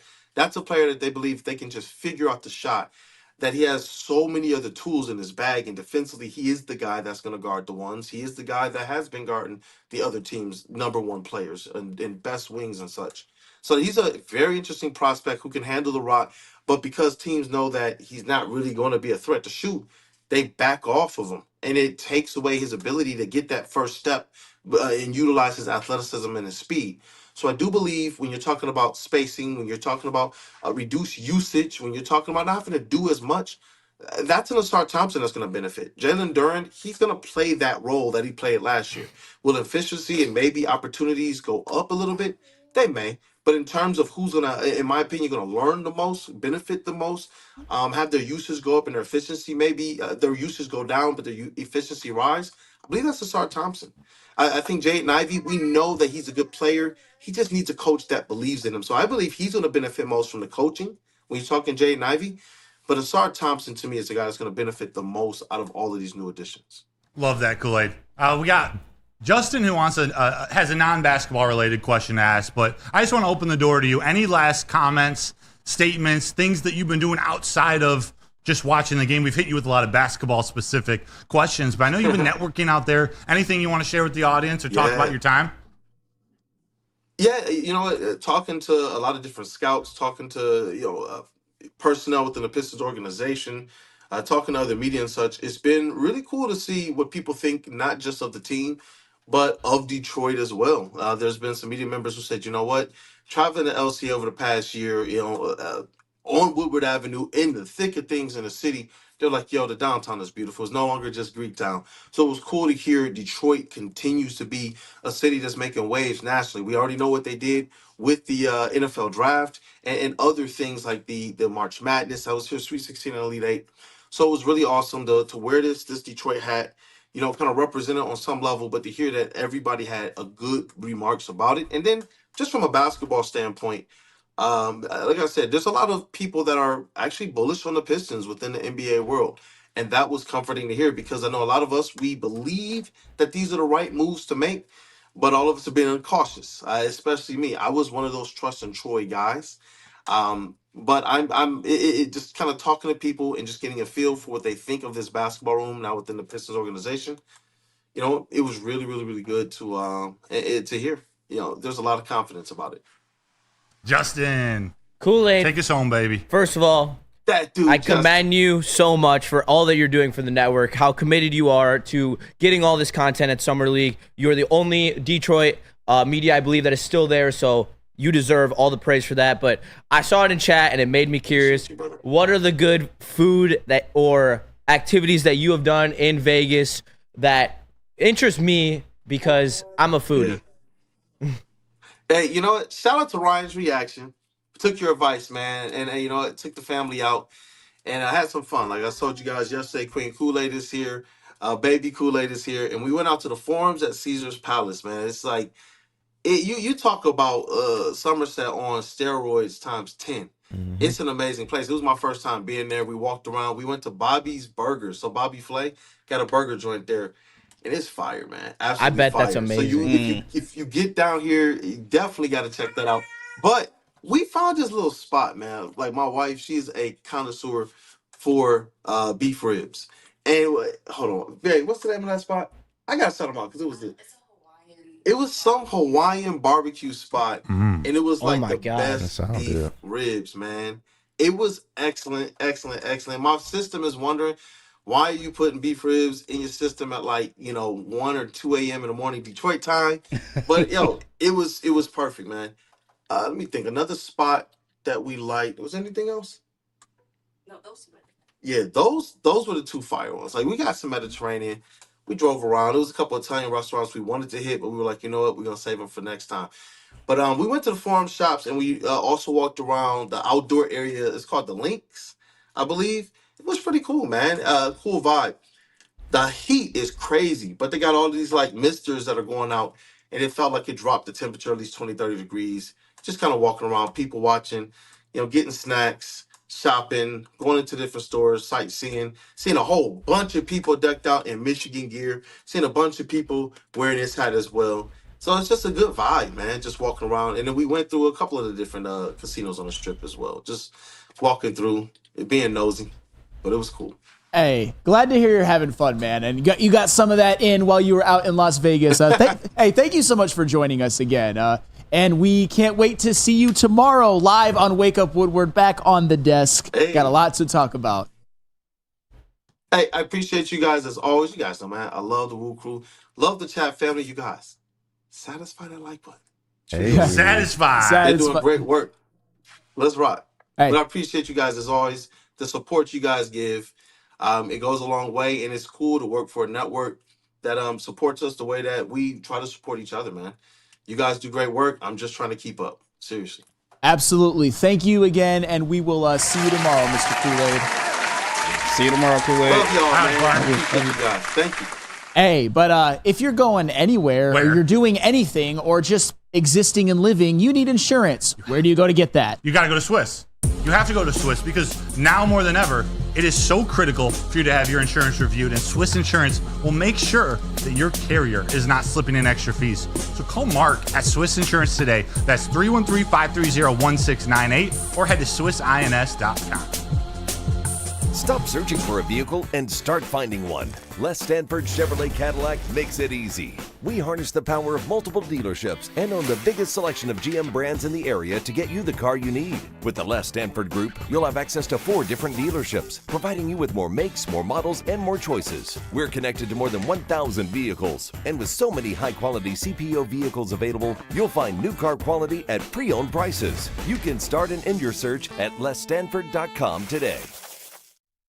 You have an opinion? Make sure it's seen and heard. Corner, jumper, tweet us, hop on the YouTube chat, slide in the DMS at Woodward Sports on all social media.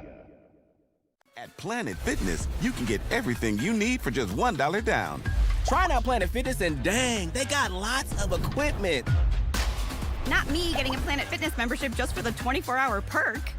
Hey, y'all better get on these free fitness training sessions from Planet Fitness. Did y'all know that the PF app has workouts you can do at home? Cheapest therapy I can find is Planet Fitness. Join Planet Fitness today and get everything you need for just $1 down, $15 a month, cancel anytime. Deal ends Thursday, July 18th.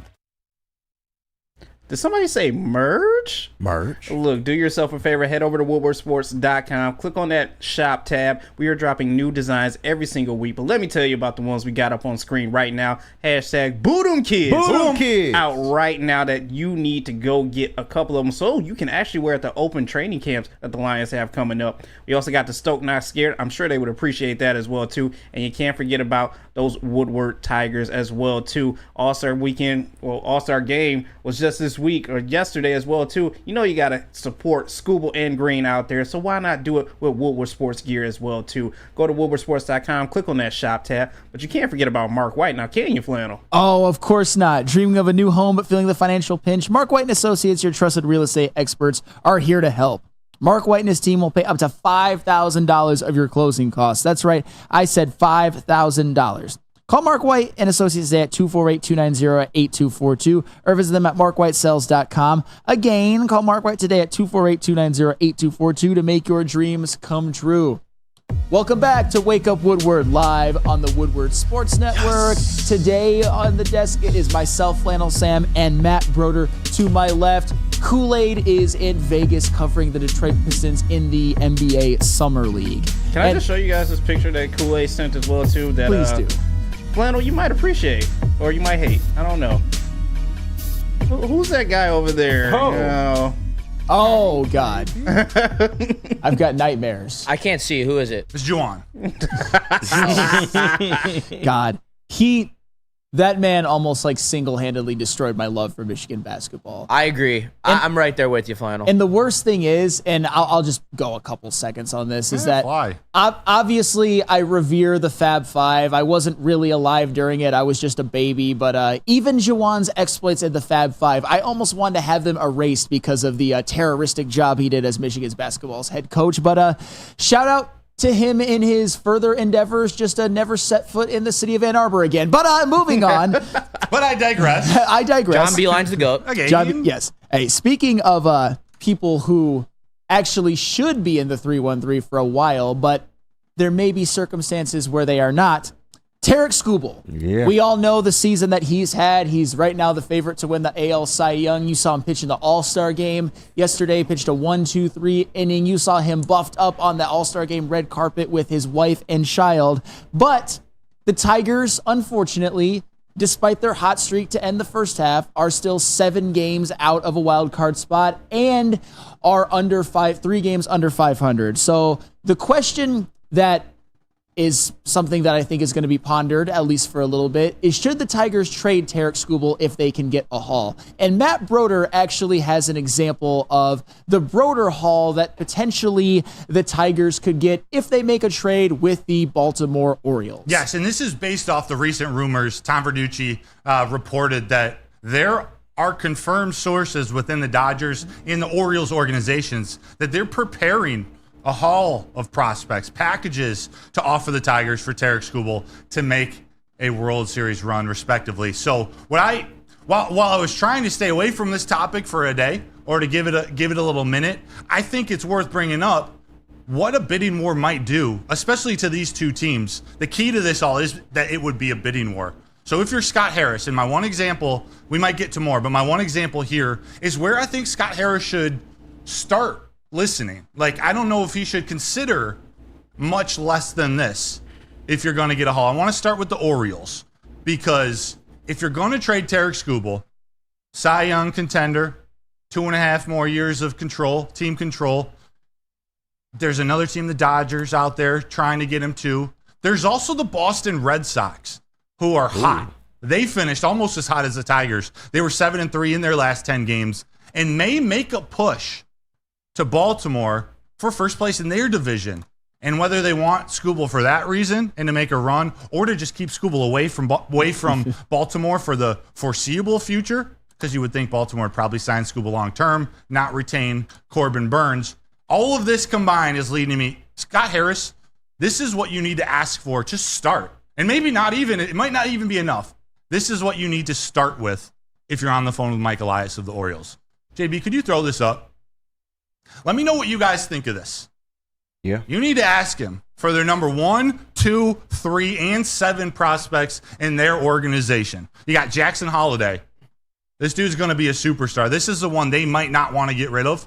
But you say, all right, we'll take Skubal. We'll keep him. Or we'll send him to the Dodgers. Or we'll send him to the Red Sox. But we want Jackson Holiday. We want your best catching prospect, Samuel Basallo, catcher/first baseman, who's the number 12 prospect in the MLB Top 100. He's blocked by Adley Rutschman. He could be in the majors right now or a contributor next year. You ask for him? Yes, for Kobe Mayo, third base, first base prospect. They're number 3, MLB number 15 prospect. And then you go get their top right-handed pitcher in the organization, Chase McDermott, their number 7 prospect. He's in AAA right now, not part of the MLB Top 100. To me, this is where you start, and you do it under the notion, if we're getting rid of Tarik Skubal, I want, me as in Scott Harris, I want my infield, catcher, first base, second base, shortstop, third base, to be built with Orioles prospects plus Colt Keith and plus Chase Young. That's where I'm going with this trade deadline. I need a haul, and if it's at the deadline, you're not getting major league players. This is what I want from the Orioles. Steal them. Ooh. So, thoughts? JB, we're going to be a little late to what's trending. Yeah, go ahead. Because there's a lot to unpack here. I've been somebody who's been bullish that the Tigers are better than you think. They've got more good position players who can create a good lineup than you think. I think adding Tommy Pham to this lineup would make them a contender to where they could at least make a run to maybe make the playoffs. That being said, this is the type of haul that you're talking about when it comes to trading Tarik Skubal, because what this doesn't show you on this graphic, and I think this is something that I really want to sort of impress on the Wake Up Woodward audience, is that Jackson Holiday, Samuel Basallo, and Kobe Mayo are all top 15 prospects in the entire MLB. Yep. And of course, you get yourself some pitching compensation as well with Chase McDermott. If you were to make this move and you're the Detroit Tigers, you would have the number 1 overall prospect in the MLB, Jackson Holiday, fills a need. The I don't have that one with me, but that being said, Samuel Basallo and Cody Mayo. Number 12 is Samuel Basallo, and I believe Kobe Mayo is 15 in Major League Baseball. And you could parlay that with having Jackson Jobe and Max Clark. Max Clark is 10, Jackson Jobe is 11. Those are 5 of the top 15 prospects in all of Major League Baseball. I don't want to trade Tarik Skubal. It would tear me up inside. I understand that. It would be terrible. Nobody wants that. But this is the type of haul where you would listen. This is the type of haul where, honestly, you'd probably be foolish not to take it, because you're not going to get anything better than this. This is the Baltimore Orioles. This is a team that has a lot of good young players who are cornerstone pieces on a team that could win the World Series, like an Adley Rutschman, like a Jackson Holiday. This is an organization that can afford to lose Gunnar Henderson. This is an organization that can afford to lose a Jackson Holiday, that can afford to lose a Samuel Basallo, and might be willing to give that up to you. And they would themselves create a starting pitching rotation that starts with Tarik Skubal and Corbin Burns. Are you kidding me? Are you kidding? So I think the Orioles are the type of team where you could do a haul like this. And if I'm the Tigers, as much as I want Tarik Skubal on this team, as much as I think that they're not as far away as some of you think, with this trade, the Tigers could be better set up for the future than every single other team in Major League Baseball. So yes, I would take this. As somebody who's been very anti-trade Tarik Skubal, this is the haul that it would take. And I don't even know if the Orioles would be willing to do that. Yeah, but if they are, you take it, Scott Harris. And Alan W. brought something interesting up in the chat. Sorry, KG, but I got to ask Broder this question. Is it a sign that the possibility of trading Skubal is higher because the fact that Scott Harris has drafted so many lefty pitchers in the last 2 drafts? I don't think that has anything to do with it, at least not much, because it takes so long for those guys to get to the bigs, maybe 1, 2 pan out, if that. So he's not doing it for that reason. And this is just a starting point. This is where you start listening. It might be good enough for Scott Harris, might be good enough for some people. A lot of people in the chat aren't even cool with this. But to me, this is a starting point. Like, you don't go into these negotiations starting anywhere less than that. It might not even be enough for Scott Harris. It might be too much for Baltimore. So while we didn't have enough time to really open this segment, the first move Scott Harris needs to make, like, today is to go to Chris Hilton and say, hey, this winter, are you willing to let me go get 2 bats worth between $15 and $25 million a year for a year or two? That's the only way you consider. If you know that's coming, you don't have the urgency to go for a haul like this. You keep Skubal, you try to re-sign him, you move on like that. But this is where the conversation has to start if you're dealing with the Orioles in a bidding war. It has to start with Jackson Holliday. Yes, 100%. And it has to be, all right, if you don't want him, I'll go give him to your direct competitor. I'll go give him to the Yankees. I'll give him to the Red Sox. I'll give him to the Dodgers, who you might meet in the World Series. And you just buy up the price. And if you get a haul like that, then I don't want to trade Skubal, but you're talking to that haul, I'm 100% down. If they don't want to include Jackson Holliday, the only reason you're continuing to talk to the Orioles you say, hey, okay, we'll take Kierstead, Cade Povich, and Dylan Beavers, and just completely take on their top 10 to 15 prospects. Yeah, and Scott Harris, he doesn't have to make a move like this, but this is the type of return that I would need to see personally as a fan. So I love this haul, by the way.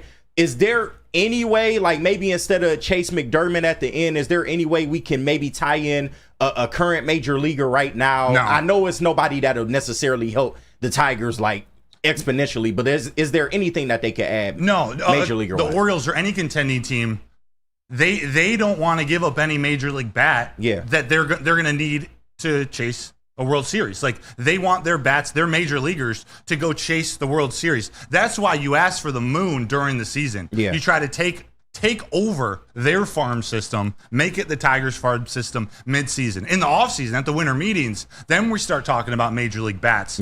All contending teams, except for I did have one scenario of another one where there is a major league bat coming. They aren't going to move anyone. Heston Kjerstad is the one where he's in the major leagues now. He's got a concussion, but if Jackson Holliday were not involved, he would have to be included in several more prospects you're needing. But no, it's why you're getting Jackson Holliday in this deal is because it's midseason. Yep.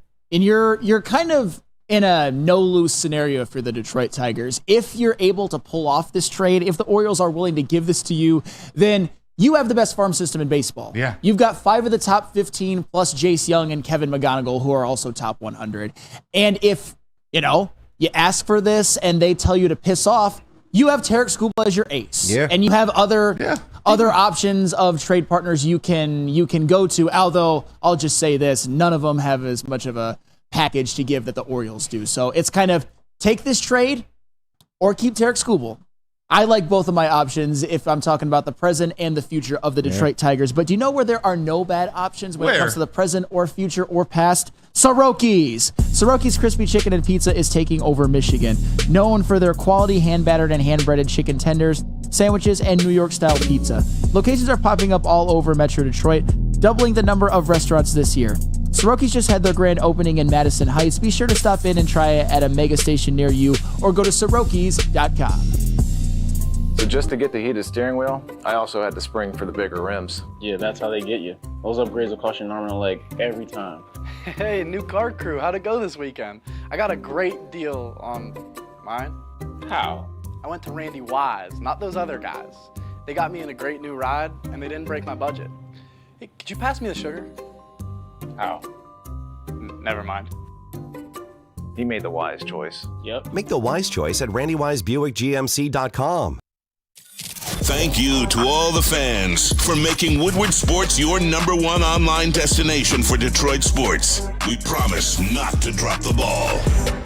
At Planet Fitness, you can get everything you need for just $1 down. Try out Planet Fitness and dang, they got lots of equipment. Not me getting a Planet Fitness membership just for the 24-hour perk.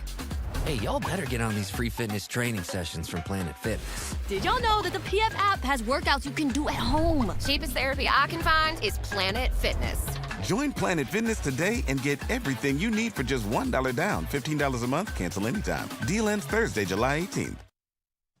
Join the best youth football league in Metro Detroit. The Boys and Girls Clubs of Southeastern Michigan's 3C Sports League offer youth ages 5 to 14 with 6 exciting teams to choose from in Detroit, Belleville, Highland Park, and East Point. All coaches are trained, certified, and undergo background checks. Register for football or cheer at bgcsm.org. Equipment, meals, and transportation included for a chance to play for a championship at Ford Field for just $175 per child. Put the youth back in youth sports with BGCSM 3C Sports. Also, attention sports fans, you can't miss out on expert sports injury insights with Dr. Jeff Pierce of Michigan Sports and Spine. Join Dr. Pierce every Tuesday during Big D Energy and Thursdays during Ermanni and Edwards with Maz, where he offers top-notch injury advice. You got to trust the guy that DMAC and Braylon trusts. That's Dr. Jeff Pierce. He's here to keep you in the game and performing at your best. So for more information, visit MichiganSportsAndSpine.com or call 248-426-9944.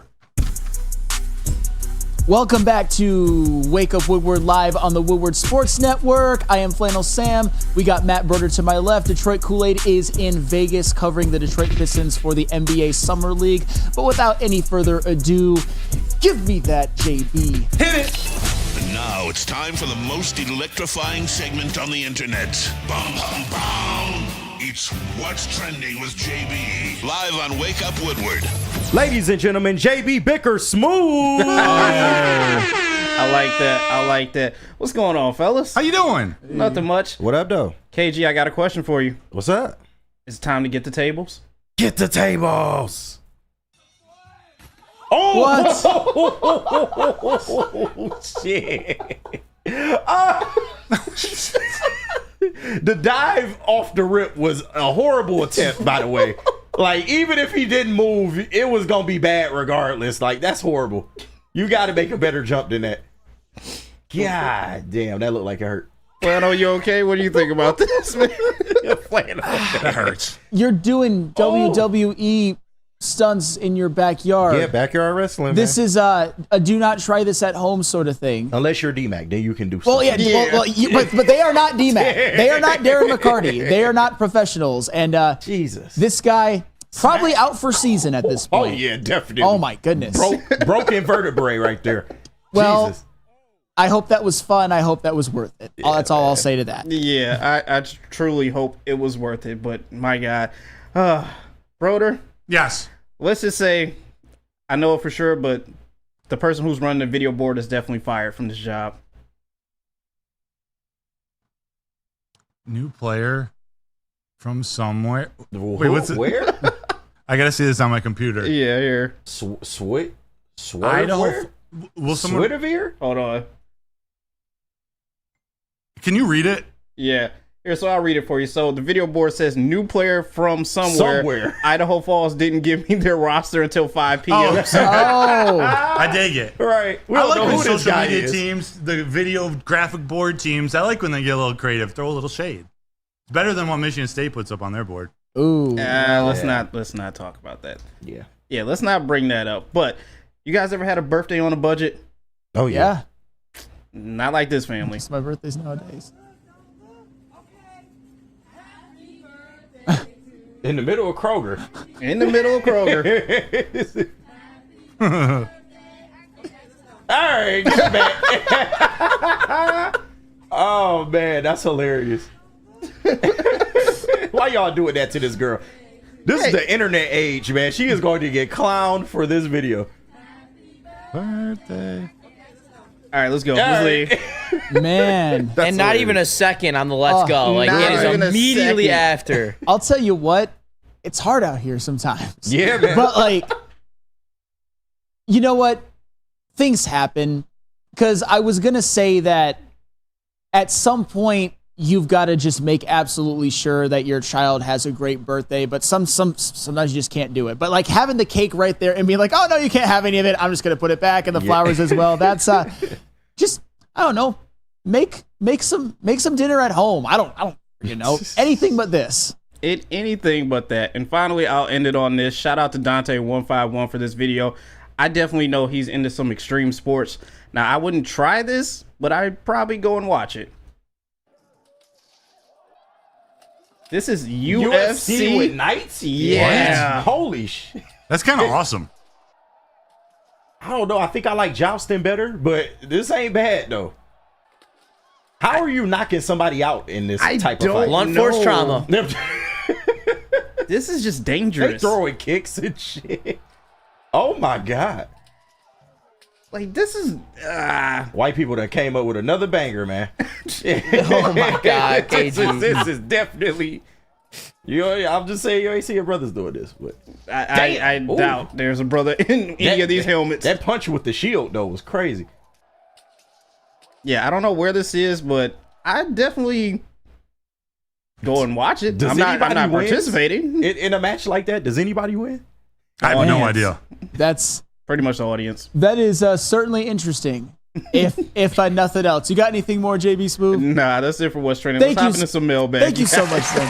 Thank you so much. But before we get to mailbag, tell me about Randy Wise. I will, because how would you like to play the University of Michigan golf course with Braylon Edwards? It's the Randy Wise Celebrity Golf Tour. You can register today to round off their foursome playing with them at woodwardsports.com or scan the code on the screen right now. When it comes to your next car or truck, make the wise decision. That's Randy Wise Automotive. Absolutely. We all know who the mailbag is sponsored by. Feldman Chevrolet, of course. Since 1996, Feldman Automotive has been driven to provide a fast, convenient, and first-class car buying experience called the Feldman Advantage. With 18 locations, there's a Feldman dealership in your backyard. Visit feldmanauto.com to find the location nearest you. Feldman Chevrolet, Detroit's #1 Chevy dealer. A final segment of the day on Wake Up Woodward. It is the Feldman Automotive Group mailbag. And Chase Amley coming in clutch with a really, really good one. Shout out. I think we can all answer this one. This might actually take a minute because it is a fun one. What is your Mount Rushmore of favorite athletes? Does not have to be the best, simply the 4 athletes of any sport you like the most. Does anybody have one off the top of their head? Yes. Broder? Okay, Ken Griffey Jr. Okay. He's why I fell in love with baseball. Okay. Swingman. Yep. That's one on my Mount Rushmore. Okay. Anybody else have like a favorite athlete that no doubt comes to mind on your Mount Rushmore? Yeah. Placido Polanco. That is so... okay, I'm sorry. Darren Helm. That's it. Calvin Johnson. This is his Mount Rushmore. Yes. Let him have it. Pavel Datsyuk. How does one have Darren Helm and... okay, you know what? Because I'm a man who respects role players, Flannel. I will go D-Mac on you defending Darren Helm.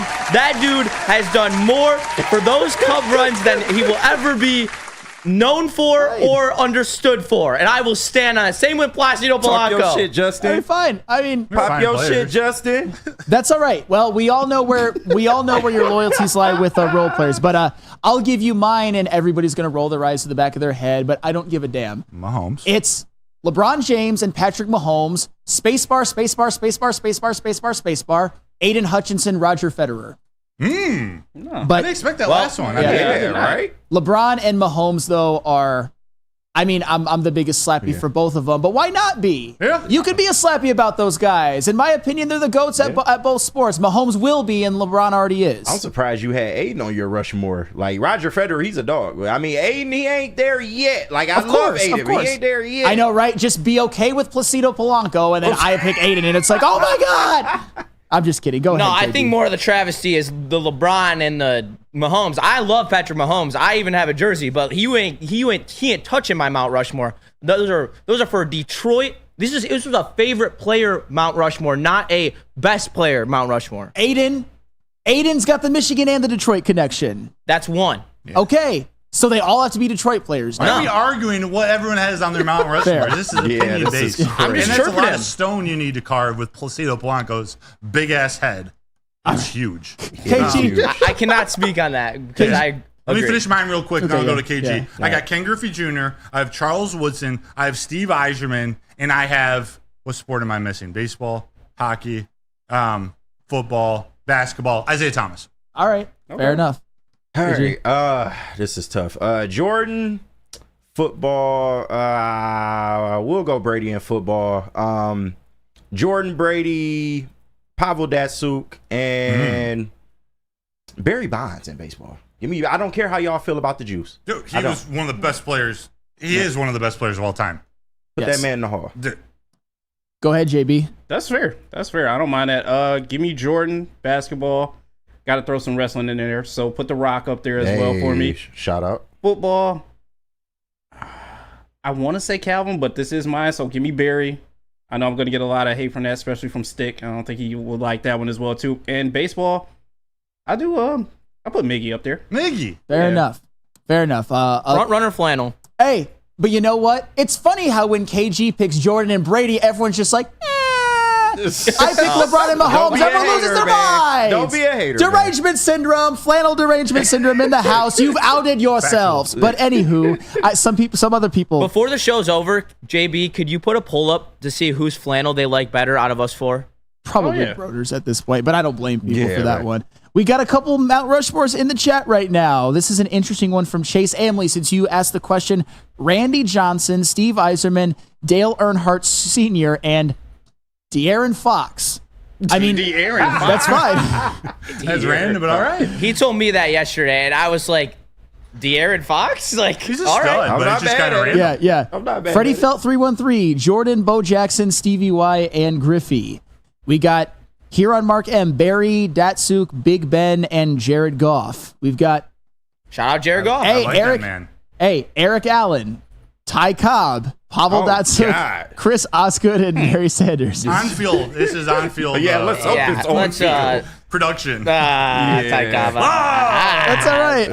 I'm sure you were alive to see him play, but no. He doesn't even have a number. Jesus. No, but no. Ty Cobb, he's got some numbers. I will just say that he do. Yes.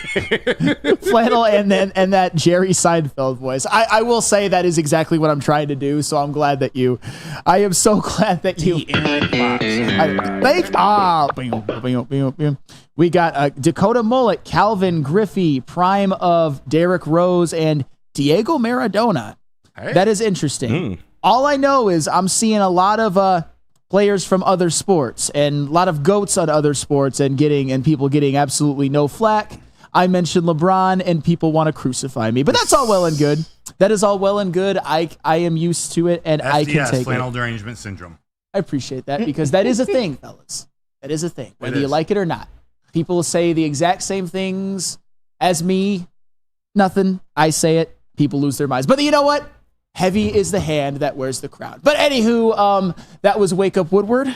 That was a very fun show. Thank you so much, Broder, for and KG and Justin and JB. Kool-Aid. I feel like we need a third hour. We actually do. I would love that, but a third hour. Oh, definitely. Yeah. Starting at 7. Yes. Hey, seriously. And then I get up at 4. Kool-Aid will be back tomorrow. It will be Kool-Aid, myself, Broder, and the rest of the crew. Please join us again tomorrow. Thank you so much. Be sure to watch Big D Energy from 11 a.m. to 1 p.m. Eastern Time. Well, see you later. What up, though, people? Brandon Dent, a.k.a. Detroit Kool-Aid in Las Vegas at Summer League. The Detroit Pistons just took down the Chicago Bulls 85-77 behind big games from Ron Holland and Marcus Sasser. Marcus Sasser, man, he got aggressive in the second quarter to cut a Bulls double-digit lead down to single digits. Modest Buzelis of the Chicago Bulls, though, number 11 pick in the draft, looks like a steal leaving at number 11. Was super aggressive to start this game, was hammering the rim. But the Detroit Pistons defense, led by Ron Holland and others, really slowed him down, man. He got off to a hot start, finished the game with 18 points, though. Ron Holland, 17 points, 9 rebounds, 3 assists, good defense. Marcus Sasser, 17 points, 3 assists. Good bounce back win. It's 2 in a row for the Detroit Pistons in Summer League, so all expectations, we tempered them, but there were still some things to like, some things to clean up for the Detroit Pistons. Let's go. What up, though, Pistons fans? Let's rock, boy. Let's get to it. Let's go. I was going to say that, man. What you got to say to the people, man? Give us another what up, though. Man, I just want to say the Pistons, man, I appreciate y'all for embracing me, man. It's going to be a fun year. Great culture being built here, man. I just want to say I appreciate y'all for embracing me. And last, man, what up, though? Let's go. Thank you.